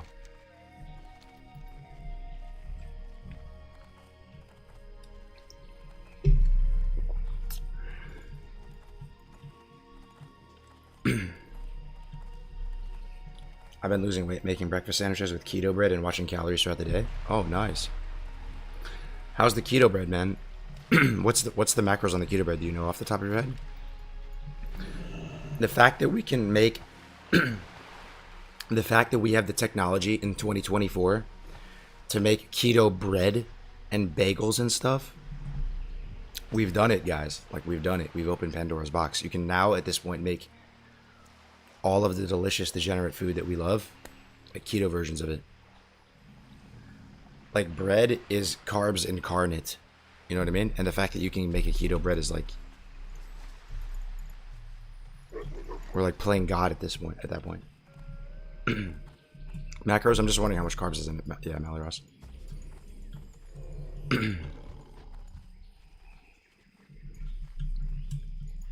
Alright, let me turn this in. You wish to speak? We shall. Slay King Mukla. Let's kill King Mukla. Keto bread is like sod. You always come back to sourdough in the end. Maybe the real thing. I love sourdough. That's bis bread, right? That's the bis bread. That's rank 1, some thick cut sourdough. Rank 2 though for me when it comes to bread is that like Ezekiel type bread, you know, with the seeds and the nuts in it.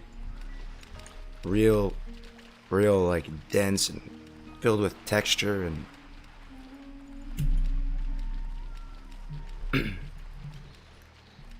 12 grams of carbs in one slice. Ooh, that's pushing it, bro. That's pushing it. I guess it makes sense. Wonder how much carbs is in a normal slice of bread, like 25 or something. Let me actually see. Slice of bread macros. Calories in one slice of white bread. 14 grams of carbs. 14 grams of carbs in a slice of white bread. And 1 gram of fiber, so like 13 grams of carbs. And a slice of what? A slice of white bread has 2.6 grams of protein? Is that real life? That's insane. That's really good. And a piece of Wonder Bread has 2 grams of protein? 2.6? So you're actually not saving that much carbs, actually. If you're saying it's 12 grams. That's enriched white flour for you? Oh. All them bugs in the wheat? Yeah. Yo, where's Mukla at, man?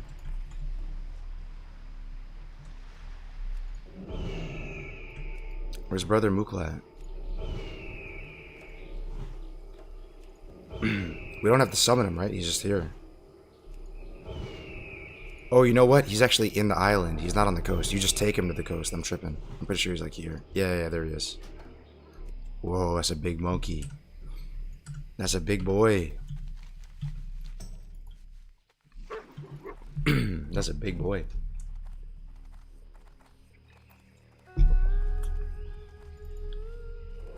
I'm just doing it because it's so little calories. Oh, interesting. Okay, so the keto bread has... Oh my god, these are 50s?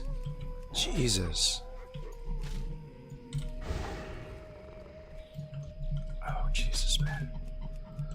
Oh my god, that's annoying.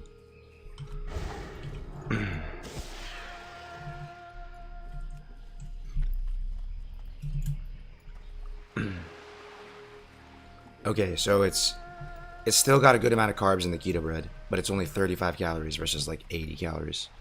I see. Yeah, that's pretty good. This food conversation is so tame compared to Winky and Gray's tinfoil combo the other day. About what? Asking what were they talking about? If protein wasn't the meta, I'd be on that bruschetta plus wine quality of life. True, man. Why is all the good shit gotta be carbs? It's so true.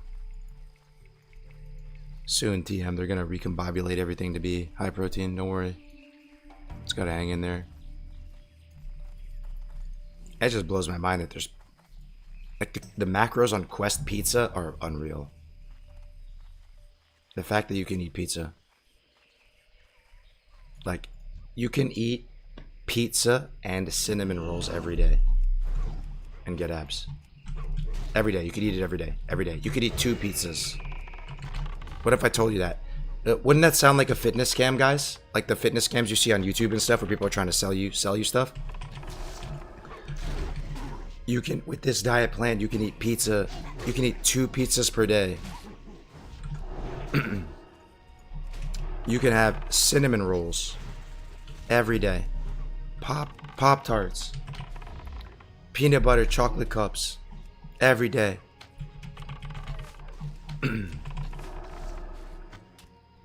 Sounds like something V-Shred would push? Exactly. Yeah, it's like the... But it's actually true, though. It's just...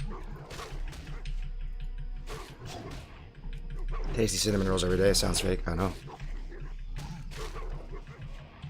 I know. I'm stoked to be living in 2024. The future is now. The future is now. Get out of here with the cauliflower crust bullshit. I don't think the Quest pizzas are cauliflower crust. Here, I'll link what Quest pizza is. Here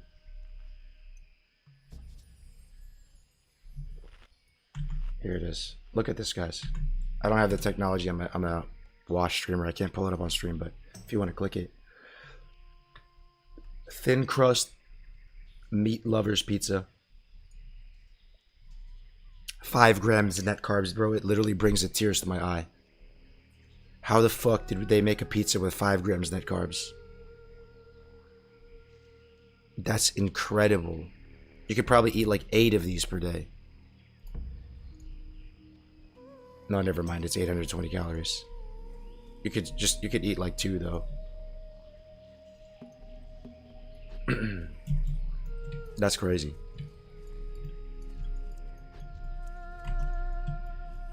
Okay, we're gonna try to fuck this guy up our own for a bit, and before we have to kite him.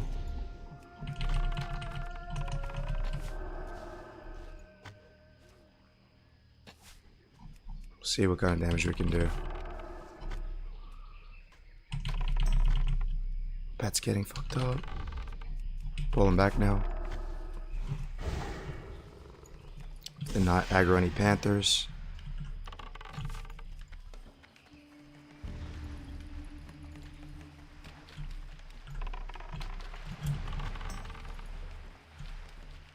Okay, it's on me. If I turn Growl off, let me get a big threat lead. And I'll turn Growl off. And we'll send the pet back in just for more damage. I really need that move speed recore, bro. That was the best thing I've ever seen in my entire life. I gotta ask Grace for that thing. Okay, I'm at 200%.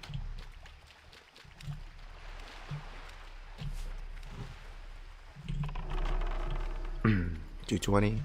Alright, let's send the pet in. Let's see.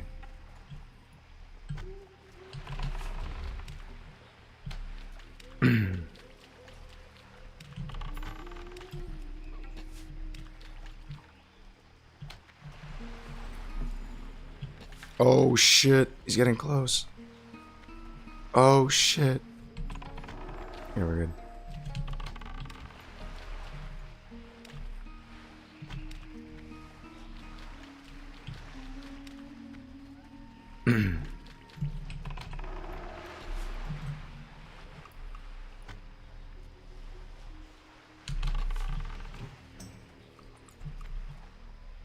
Oh, there's the Panthers here. Gotta be careful. If we aggro those, we're cooked. I wolf aggroed one actually, I think.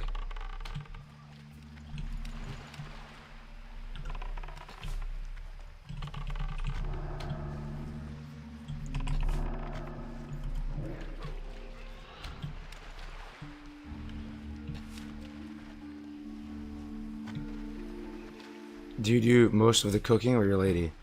Like I was saying earlier on stream, bro. I'm sorry. That's one of my worst habits right now. We really don't cook, like, ever. We just have busy lives, like. My wife works a full-time job that's pretty demanding. I have a lot of projects myself. And, we have a 2-year-old, and that's our excuse, at least. So, DoorDash Andy's. Or I just stop someplace and get some food. What do you usually get? I have a lot of, like,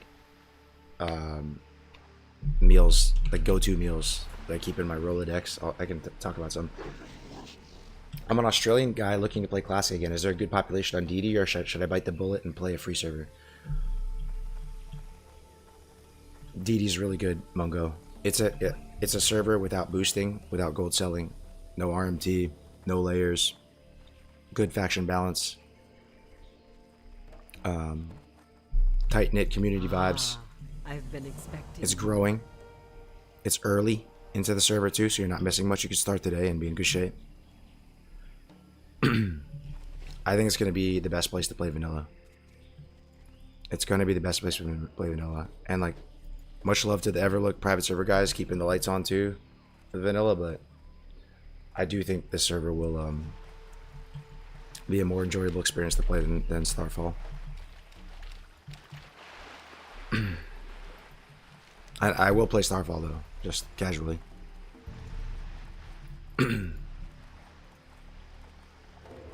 Wait, no gold selling or RMT servers like that exist? Yeah. Because the gold sellers,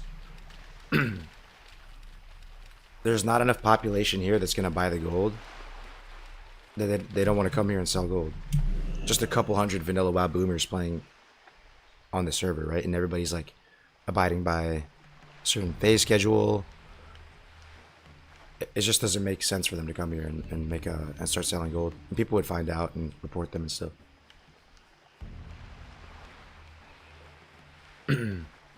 Any DoorDash, Uber Eats, healthy eating tips? So many, Bloodsail. Switch to diet soda. Try to only order meat and veggies. Have that be your guiding light. Meat and veggies. If you have to eat some carbs just cause like you're gonna do it, that's okay. Like it's gonna happen, but try to, you know, make your primary amount of food meat and veggies. Drink water or a lot of liquid before you eat, and then eat the vegetables first to kind of fill your belly up before you eat the good stuff. That's another one. It helps a lot. There's certain things that are really good value, like Panda Express is a go-to. Their chicken teriyaki and just the vegetable mix. Really clean, good macros, cheap. Get the family meal. Insane. Pollo Loco, you guys probably don't have that where you guys live if you're in Europe or something, but Americans, we have Pollo Loco. Pollo Loco is really clean. You can do, even if you just do like Chinese food, you guys all have Chinese food you can order, right? All of you. There's a Chinese spot you can order takeaway or delivery from.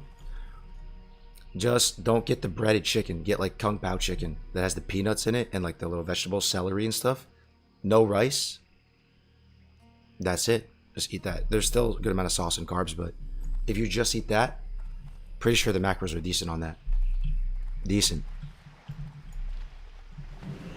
You know, just don't get the bread. Don't get the breaded ones with a lot of sugary sauce.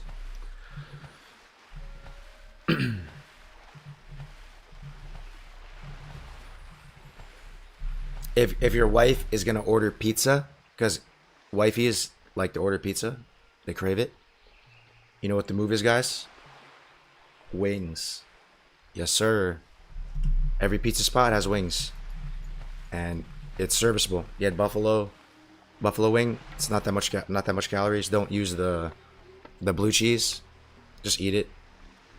You know, there's still a good amount of carbs in that, but it's still serviceable. And the other one thing is, even if you eat kind of a bad meal, you can fix it a little bit by supplementing with protein. So, for example, like if I go out and eat like soup dumplings, which is one of my guilty pleasures, like I love it, the Xiaolong Baos, they do have a little protein inside of the dumpling casings. And I eat green beans and stuff like that, but there's not that much protein in that meal, maybe like 40 grams. So you balance it out. Like you should just have a shake or two after to boost it up, make you feel more full. And but let me think. Oh yeah, this guy's up now, sick. Okay.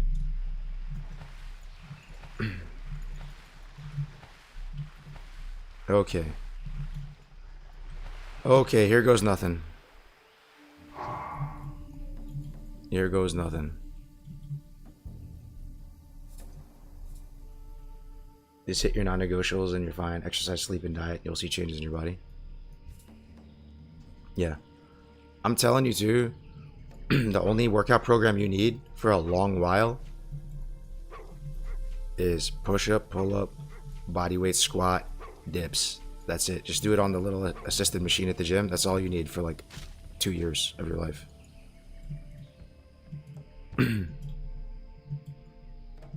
Just do that until it sucks, and that's it, man. You can get jacked just off that, I promise you.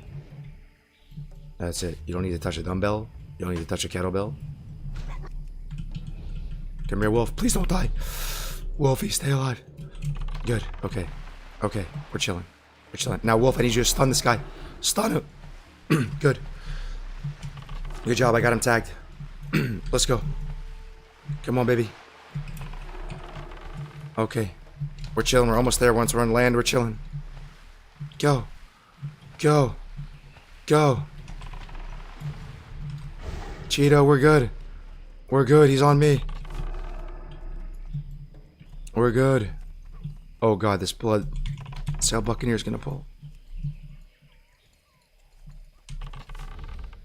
Oh shit, man. I can't get hit by anything. Oh fuck. The caster. She's gonna fucking hit me, dude. Cheat off.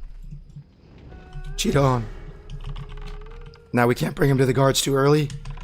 Because we need to do critical amount of damage. Keep him away from the guards. No, guards are on him. Fuck. Go. Pump, pump, pump, pump, pump. I don't think we're gonna get it. I don't think we're gonna get it. I don't think we're gonna get it. We didn't do enough damage. Maybe we can kite him away from the guards. Do I have potion in my bag? No. Dummy. Okay, then wasn't in range. Okay, okay. We brought him away from the guard. We're good. Holy shit, what a roller coaster of emotions, man. We should be good now.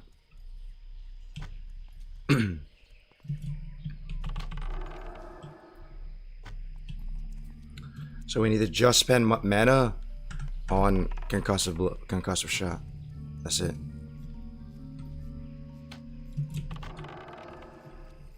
And pray it doesn't miss.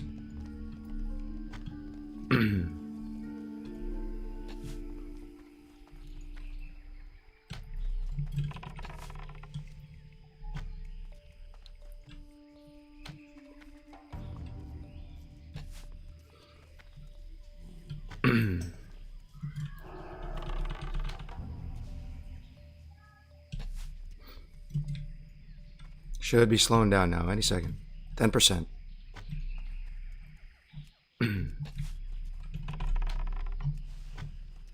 But it's pretty sick that Hunter can solo that quest, man. That's a tough quest to solo.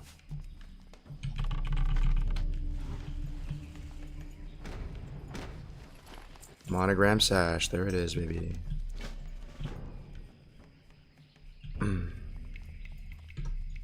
Yeah, I think we did everything.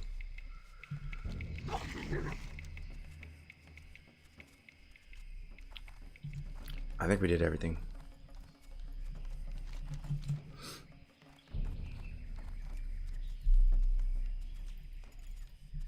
Turn it in, we fly Gromgal.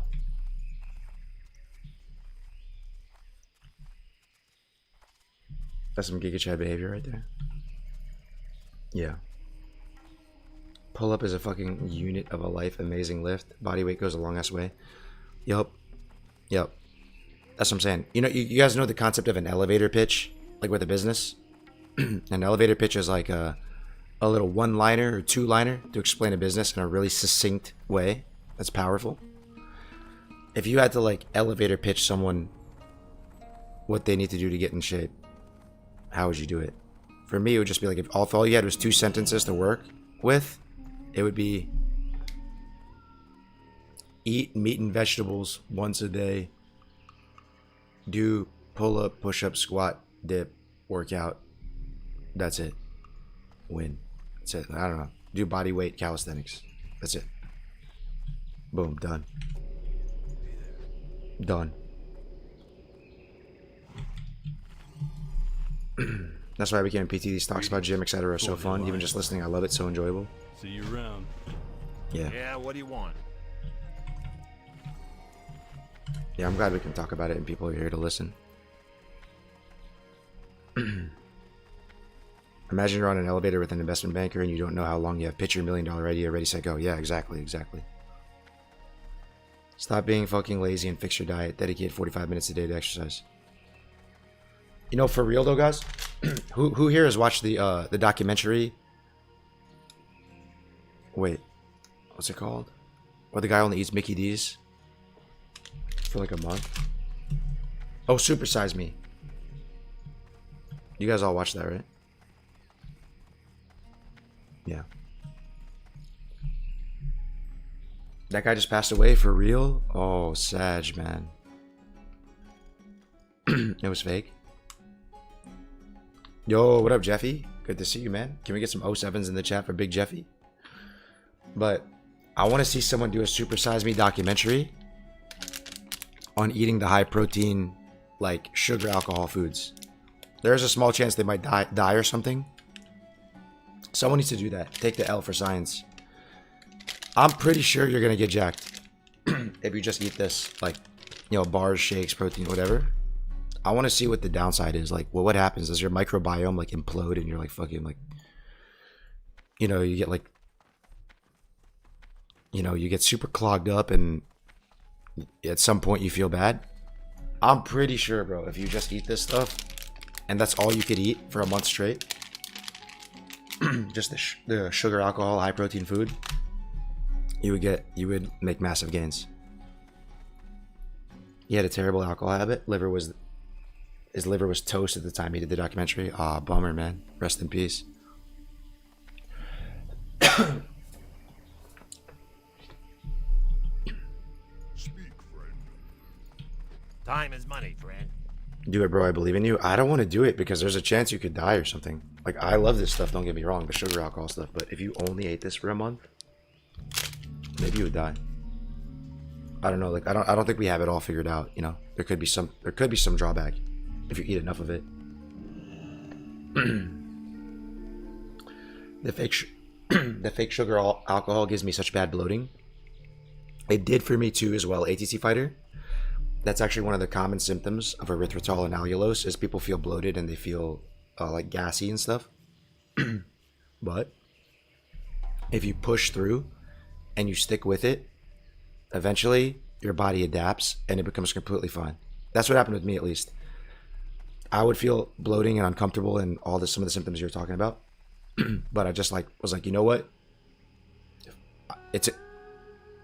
I love cinnamon rolls too much. I'm just gonna keep eating these. And then it got better. You got something to drink, man? You need it? Yeah, I got a Gatorade here.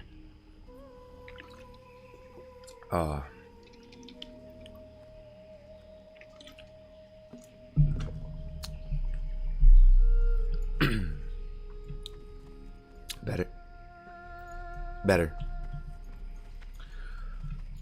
Oh, man. Thanks for sticking with me, though, even with the messed up voice, guys. Alright, Flight of Gromgall, let's go.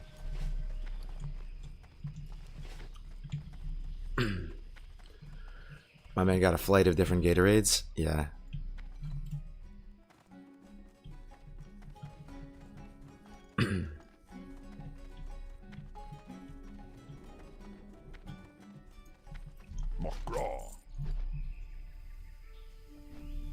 What, they even have Quest chips? Yeah, the Quest chips are good, but they're kind of old news, a little bit murky. Quest chips are good. But the legendary chips are better. They're pop chips. They're kind of like the popcorn chips. They scrape your mouth as you eat it. So it gives you like more satiety. You know how like Doritos kind of scrape your mouth, or like Funyuns? That's part of the texture, the feel of food. It gives you more satiety. The Quest chips are like these little brittle joints. They're a little brittle and they're very tasty on a bite for bite basis, but they're brittle and they're almost like flaky. What's your favorite easy protein snack these days, Jeffy? Ask the chat, they'll tell you, man. I'm like a broken record. I talk about it every single stream because I actually feel like it's the most insane thing ever. It's high protein cinnamon rolls, just like what you can conjure, Jeffy, like in game. You know, the cinnamon rolls you can make in game. It looks just like that. Yo, I actually have some downstairs. You guys want to see it? Hold up.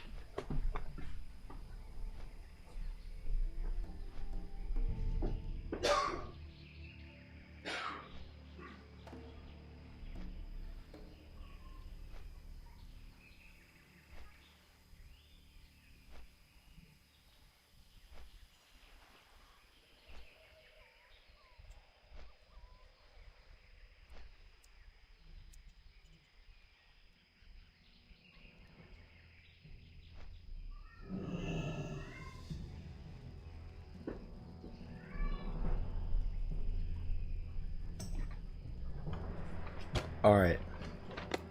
Here. You guys still here? Check this out. I'm gonna make the camera bigger. Oh, that's... I look kind of weird. Okay. This is them right here. Legendary. take your roll to the next level. 10 seconds. Microwave for 10 to 15 seconds. Prepare for mind equals blown.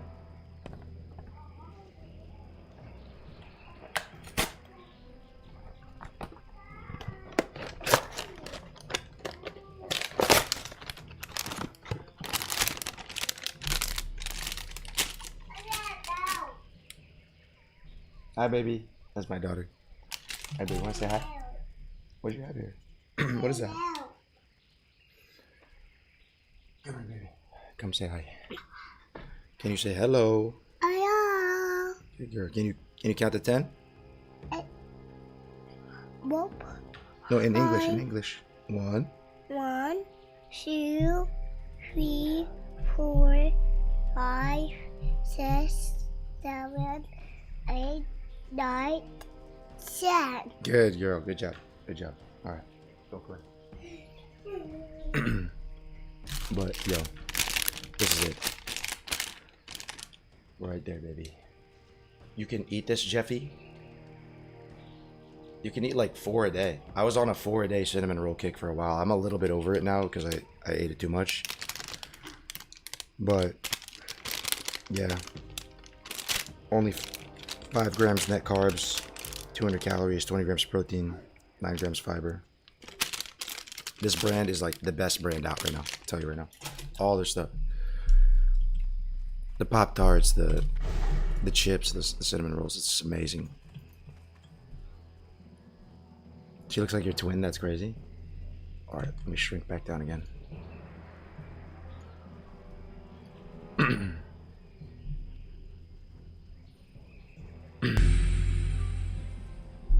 Have you tried the Pop-Tarts name brand? The Pop-Tarts same brand? Oh, yeah, that's what I'm saying. Yeah, no, 100%. I had everything. I had everything. Except Zanzol's mixture and stout. Wants me to go back to Booty Bay? What? Okay. Something got messed up on the guide. Let's go back to Booty Bay. Mogra. Farewell. That's good stats. The brand's called Legendary. I don't think they have it in EU. It's probably considered unsafe for EU. But here's the Pop-Tart, yeah. Pop-Tart. Cinnamon roll. I wish I was sponsored by them. I would be their biggest salesman. I would be their biggest salesman. I would go through the streets and shout from the hilltops. Cinnamon rolls. You can eat them and get abs.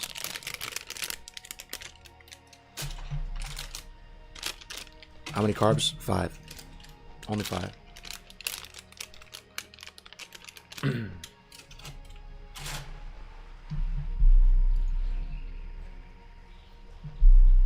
it's on brand for you, Jeffy, because you're a mage, man. You're a mage. Like, that's your go-to. You make cinnamon rolls in-game and you eat them in real life, too. Order some? Yeah.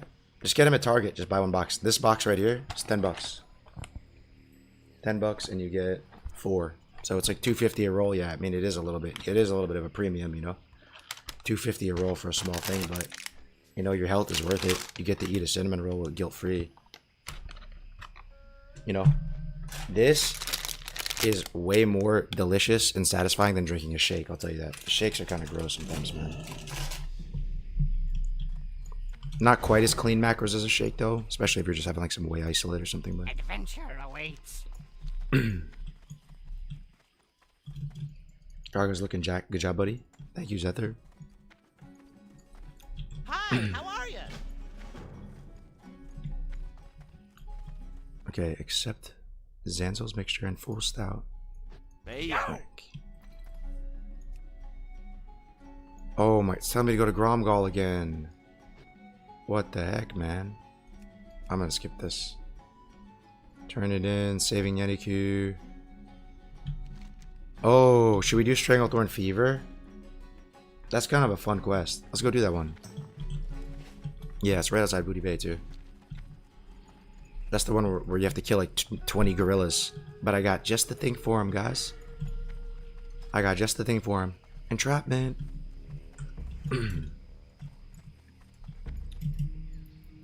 Alright, let's go.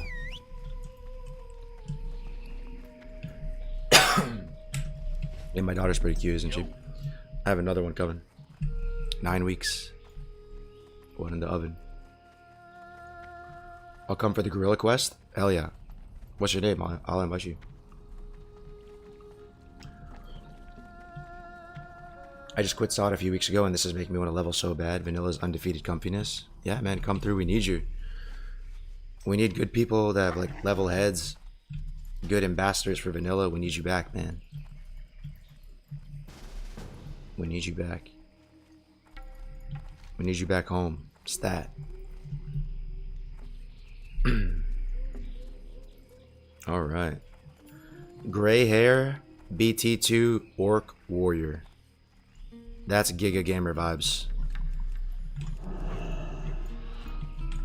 That's like massive sweat vibes. I love it. I love it. It's literally gray hair. It's like even it's like a step further. I think I'm gonna join this weekend. Hell yeah.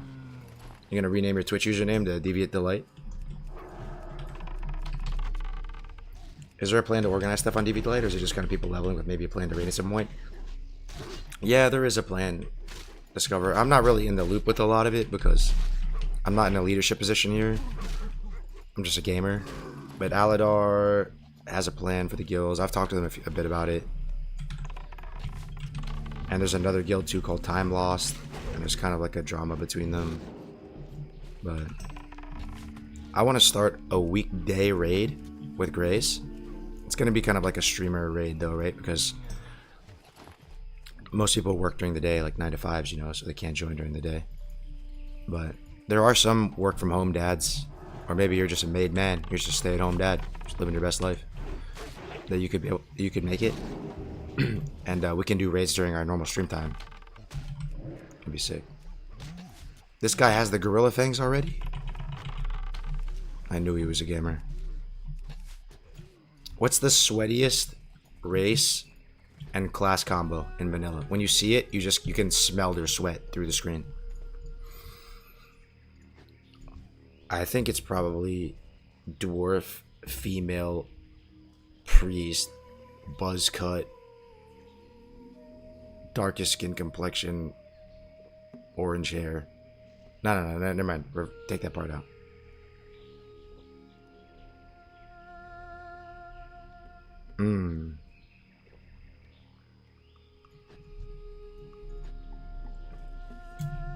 Female gnome warrior with pigtails, pink. That monkey news type vibe, right? Yeah, I could see that. Undead rogue? I don't know. Undead rogue doesn't do it for me. Undead rogue doesn't give me Giga Gamer energy, bro. You know why? Because it's kind of bad. It's good in PvP, but like not that good. Undead rogue is actually like overrated. I played one. Like WoDef is kind of like whatever. I'd rather have perception, you know what I mean? And like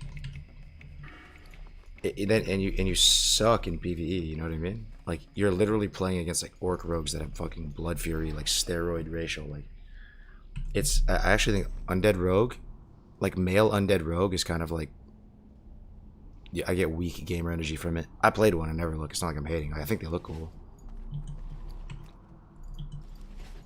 I mean, I'm playing, you know, BT1 Orc Hunter. It's a little bit goofy, but I like it. That was just a conversation. The only answer is a gnome warrior. Final answer. Oh wait, he's not up. That's how populated our server is. Whoa, what is that?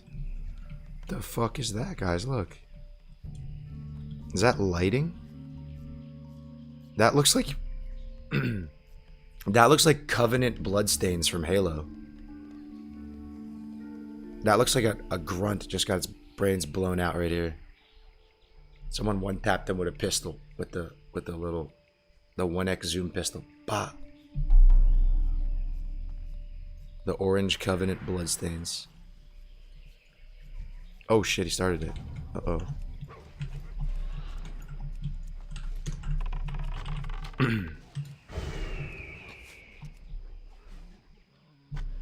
Looks like my toilet from Quest Bars. Oh, oof, bro. Don't worry, my guys. I have entrapment. Lead them to the trap. This guy's... He's just charging in, dude. He doesn't even care. Yeah, look, entrapment, we're here. Bring them to me. I got this. Kite them through again. Kite them back through, trust me. Trust me, my boys. Trust me.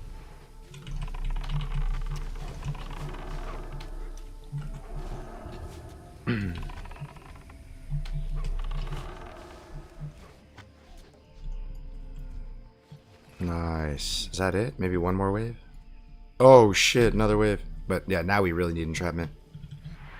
Best talent ever. Oh, retail. Bomb, NG bomb. Bro, don't die on me. Just go into entrapment. Hell yeah. This guy's giving me massive pumper energy, though. I'm glad he's on the server, you know what I mean? We're not all washed up here on the server. Boost the cuff. Hell yeah. GG. That was awesome.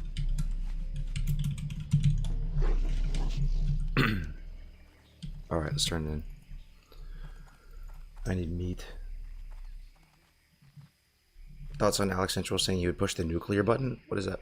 What does that mean? Oh, there he is. Boost the cuff in chat. Good. Thanks, bro.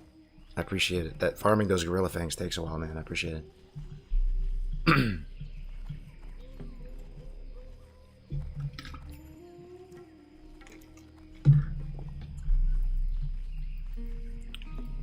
But yeah, that is one thing I wasn't expecting. When I played Everlook 1, I went Undead Rogue. It's probably one of the only times I've ever like mained Undead Rogue. And I was expecting it to be... I was expecting to have no regrets going Undead. Does anybody in the chat feel me on that? It wasn't as good as you thought. Like, Wodif is not that useful, actually. Like, if I had to, I ended up having, like, Orc Envy. Because everyone wants the PvE and PvP.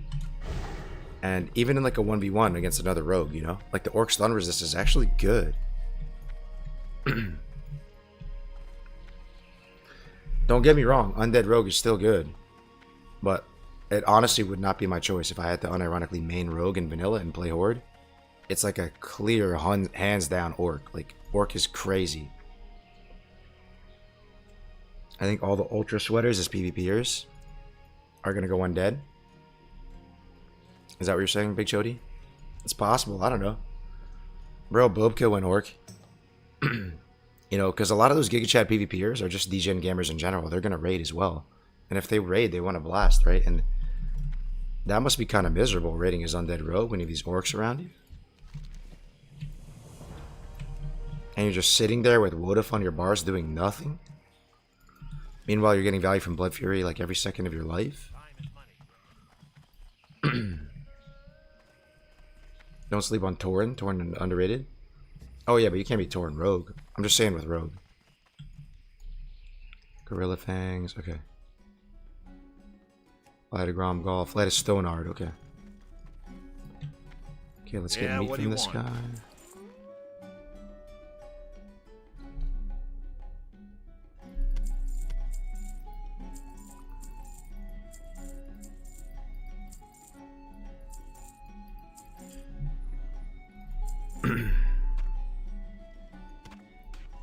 $40, is that enough?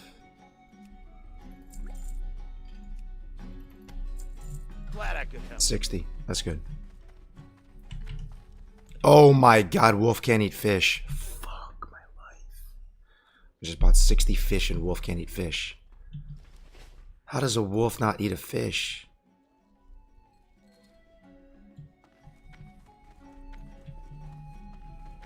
God damn it. Loktar.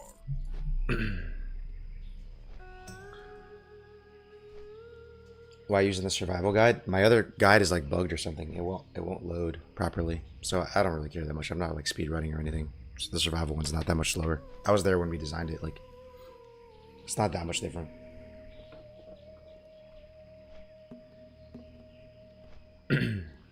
Torn is incredible for Shaman. No, 100%. Torn is really good on Shaman. 100%. Way better than Orc in my opinion. I'm trying to think of other race and class combos that were kind of overrated.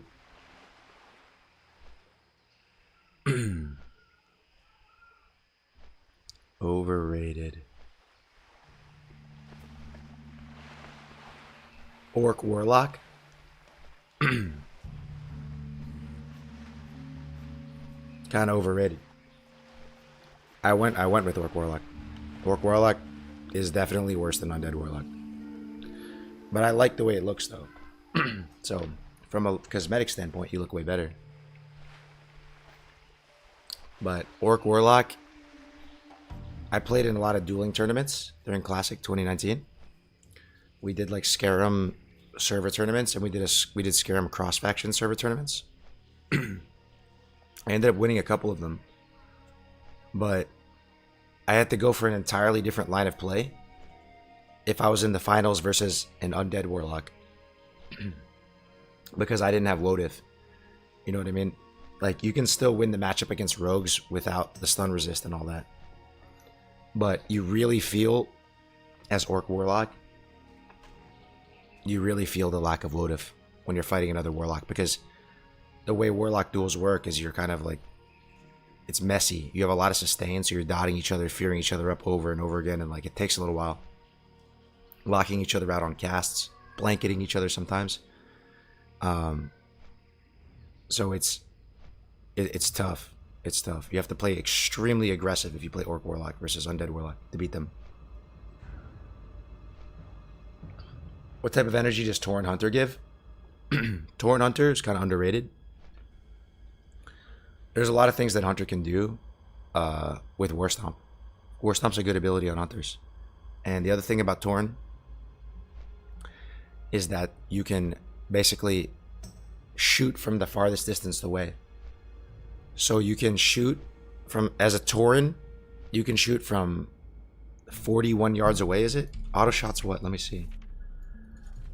Auto shot is 35 plus the 6 from talents plus the additional, what is the melee leeway range for Taurens? Like 3 yards or something? 2.7. So it ends up being like 43.5 yards away, and you feel that, my boy. Like,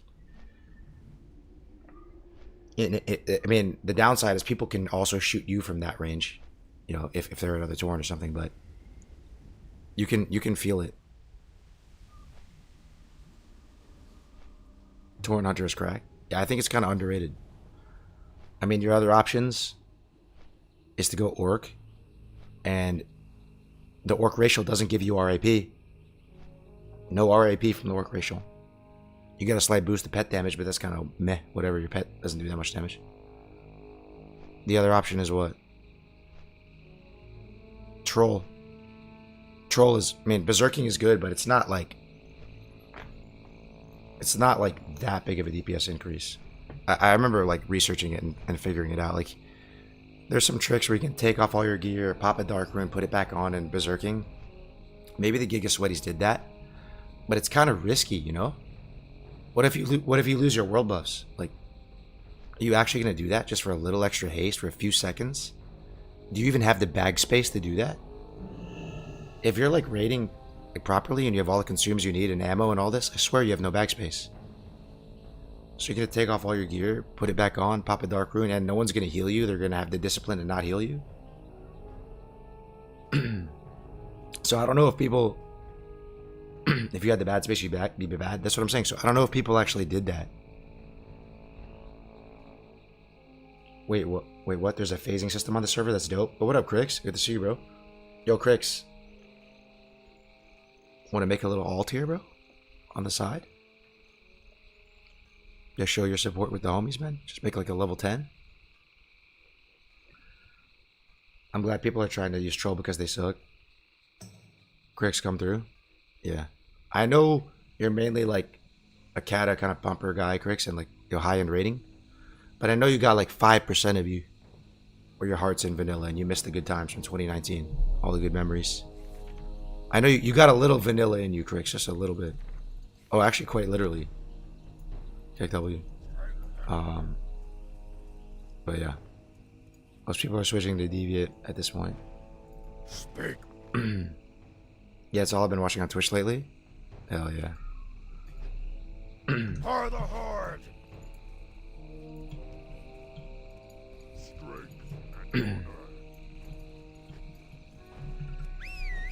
Okay. I have 60 fish.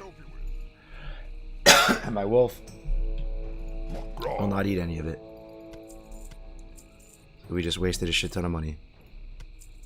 I guess we can slowly eat it. I feel like I went to a restaurant, ordered too much food, and now I'm coping. It's okay, we'll just take it to go. Just take it to go. We'll just get a to-go box. I'll eat it tomorrow for breakfast. And then it never happens. One doggy bag, please. 60 fish. Sunk cost.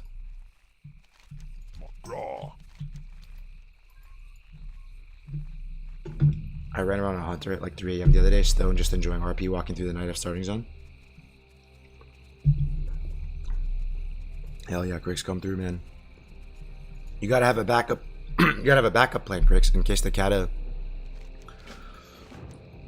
hype falls through. You can always pivot, come back to vanilla with the voice. Stone hard.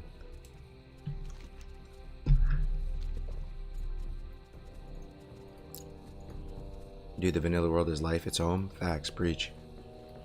Kata will be dead soon, raid logging in a week probably. Yeah, we'll see. We'll see how it all shakes out. We'll see how it all shakes out. Sounds like you're coming down with a little something, or are you also allergic to your dog? No, I've been struggling. I definitely am sick, Nilly, but I don't feel bad. Like I feel like the last remaining symptom is my throat, is my voice. So I'm just muscling through it. I feel all right though, man. Just my dang voice. Sunk.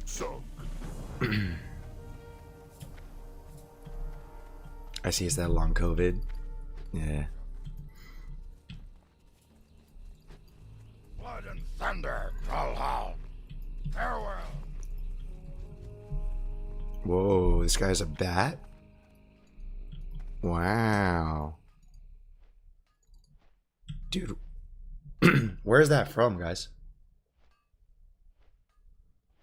Where is this bat from?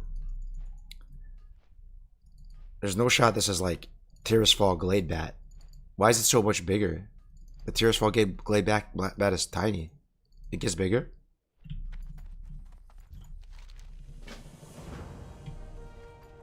Rasan the Needler? Oh shit, he's got an exotic pet. At least you look healthy. Take care, 07. Yo, thank you, fat and strong. Are you in fact fat and strong? What do you need? Be safe. Yo, right now, guys, if you got $1 million, but you would be 600 pounds, would you take it? What can I help you with? 600 pounds, like you could literally be on my 600 pound life. But you get $1 million cash right now. 1 mil, right now. Cash. In a suitcase in front of you.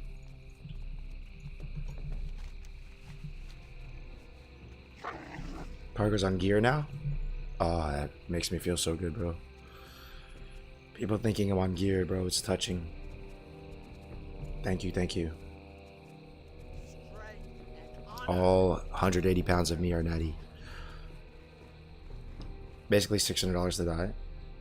Bro, that's like being dead already. Okay, 500 pounds. What's the stat weight? What's the breakpoint? 500 pounds, $1 million. Any takers? Going once, going twice. 500 pounds, $1 million. Any takers? 500 pounds. 500. You can probably walk at 500. $1 million bucks. Or give it a go, Nova.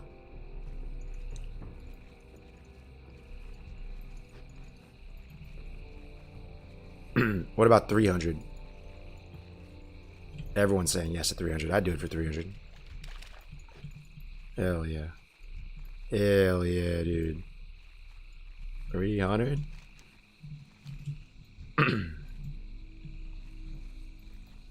$300 isn't bad. That's what I'm saying. That's doable. That's doable. Kill Swamp Talker. We found it. That's the stat. That's the stat break point. It's the break point. 300 bucks or 300 pounds.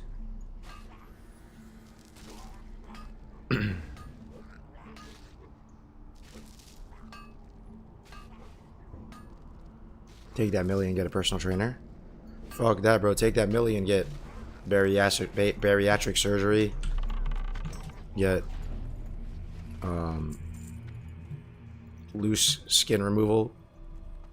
Imagine it all costs like $1 million to do all that though, and then you just got $1 million for nothing.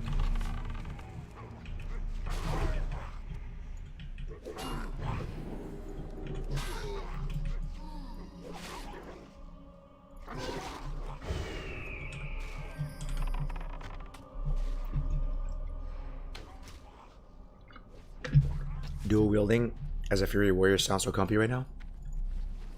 Yes, it does. Just imagine, guys, right now, you could be in Classic WoW, level 60, pre-bis grind, freshly minted, level 60 warrior, double Dalrens in hand, grinding your 0.5 set, trying to get a Hodge, SGC, pressing Bloodthirst, Whirlwind, Cleave. The good life. That could be you right now. Are you gonna make an ult? Yeah. I'm gonna make an ult. I'm gonna go warrior next, I think. That could be you.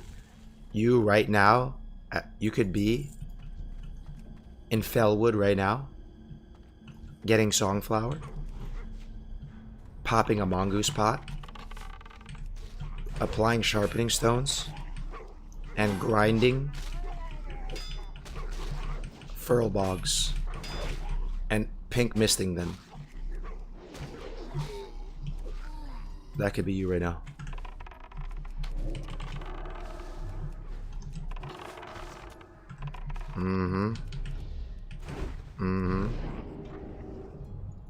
Yep. I gotta move. You're gonna send the alley my way?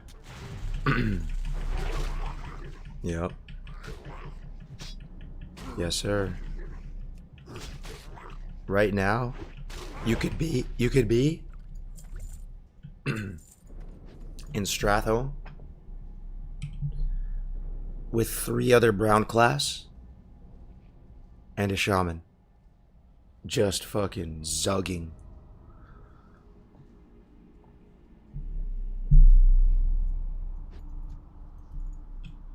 I don't actually, it doesn't sound that fun. You know, when you stack a lot of warriors, sometimes it's hard to deal with like rage. Like you can't get rage because you need to be getting hit, kind of. What you gotta do though is you gotta like split up the mobs. Like one guy tanks like these two, another guy tanks another two. You know, something like that. Oh, imagine with 3 warriors though, the chain hill going burr. Honestly, maybe 1 hunter. 1 hunt. Oh no, dude. No, dude. No, dude. No, dude. A feral. Fuck. Fuck, bro. Think of the crit. Oh my god. 3 feral. Oh, no, 1 feral. 2 warrior. A shaman with Wind Fury.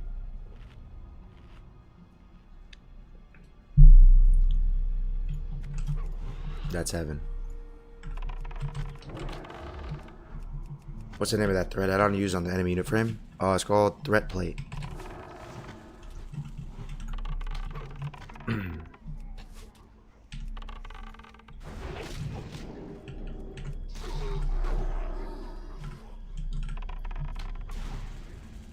Had a Crow Blade drop to juice it all up. Yes, sir. And a Crow Blade. Bro, imagine right now you could be in game getting your Mira song.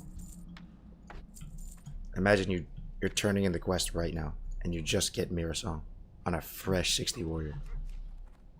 And you have Thrashblade main hand, Mira song offhand. That could be you. That could be you.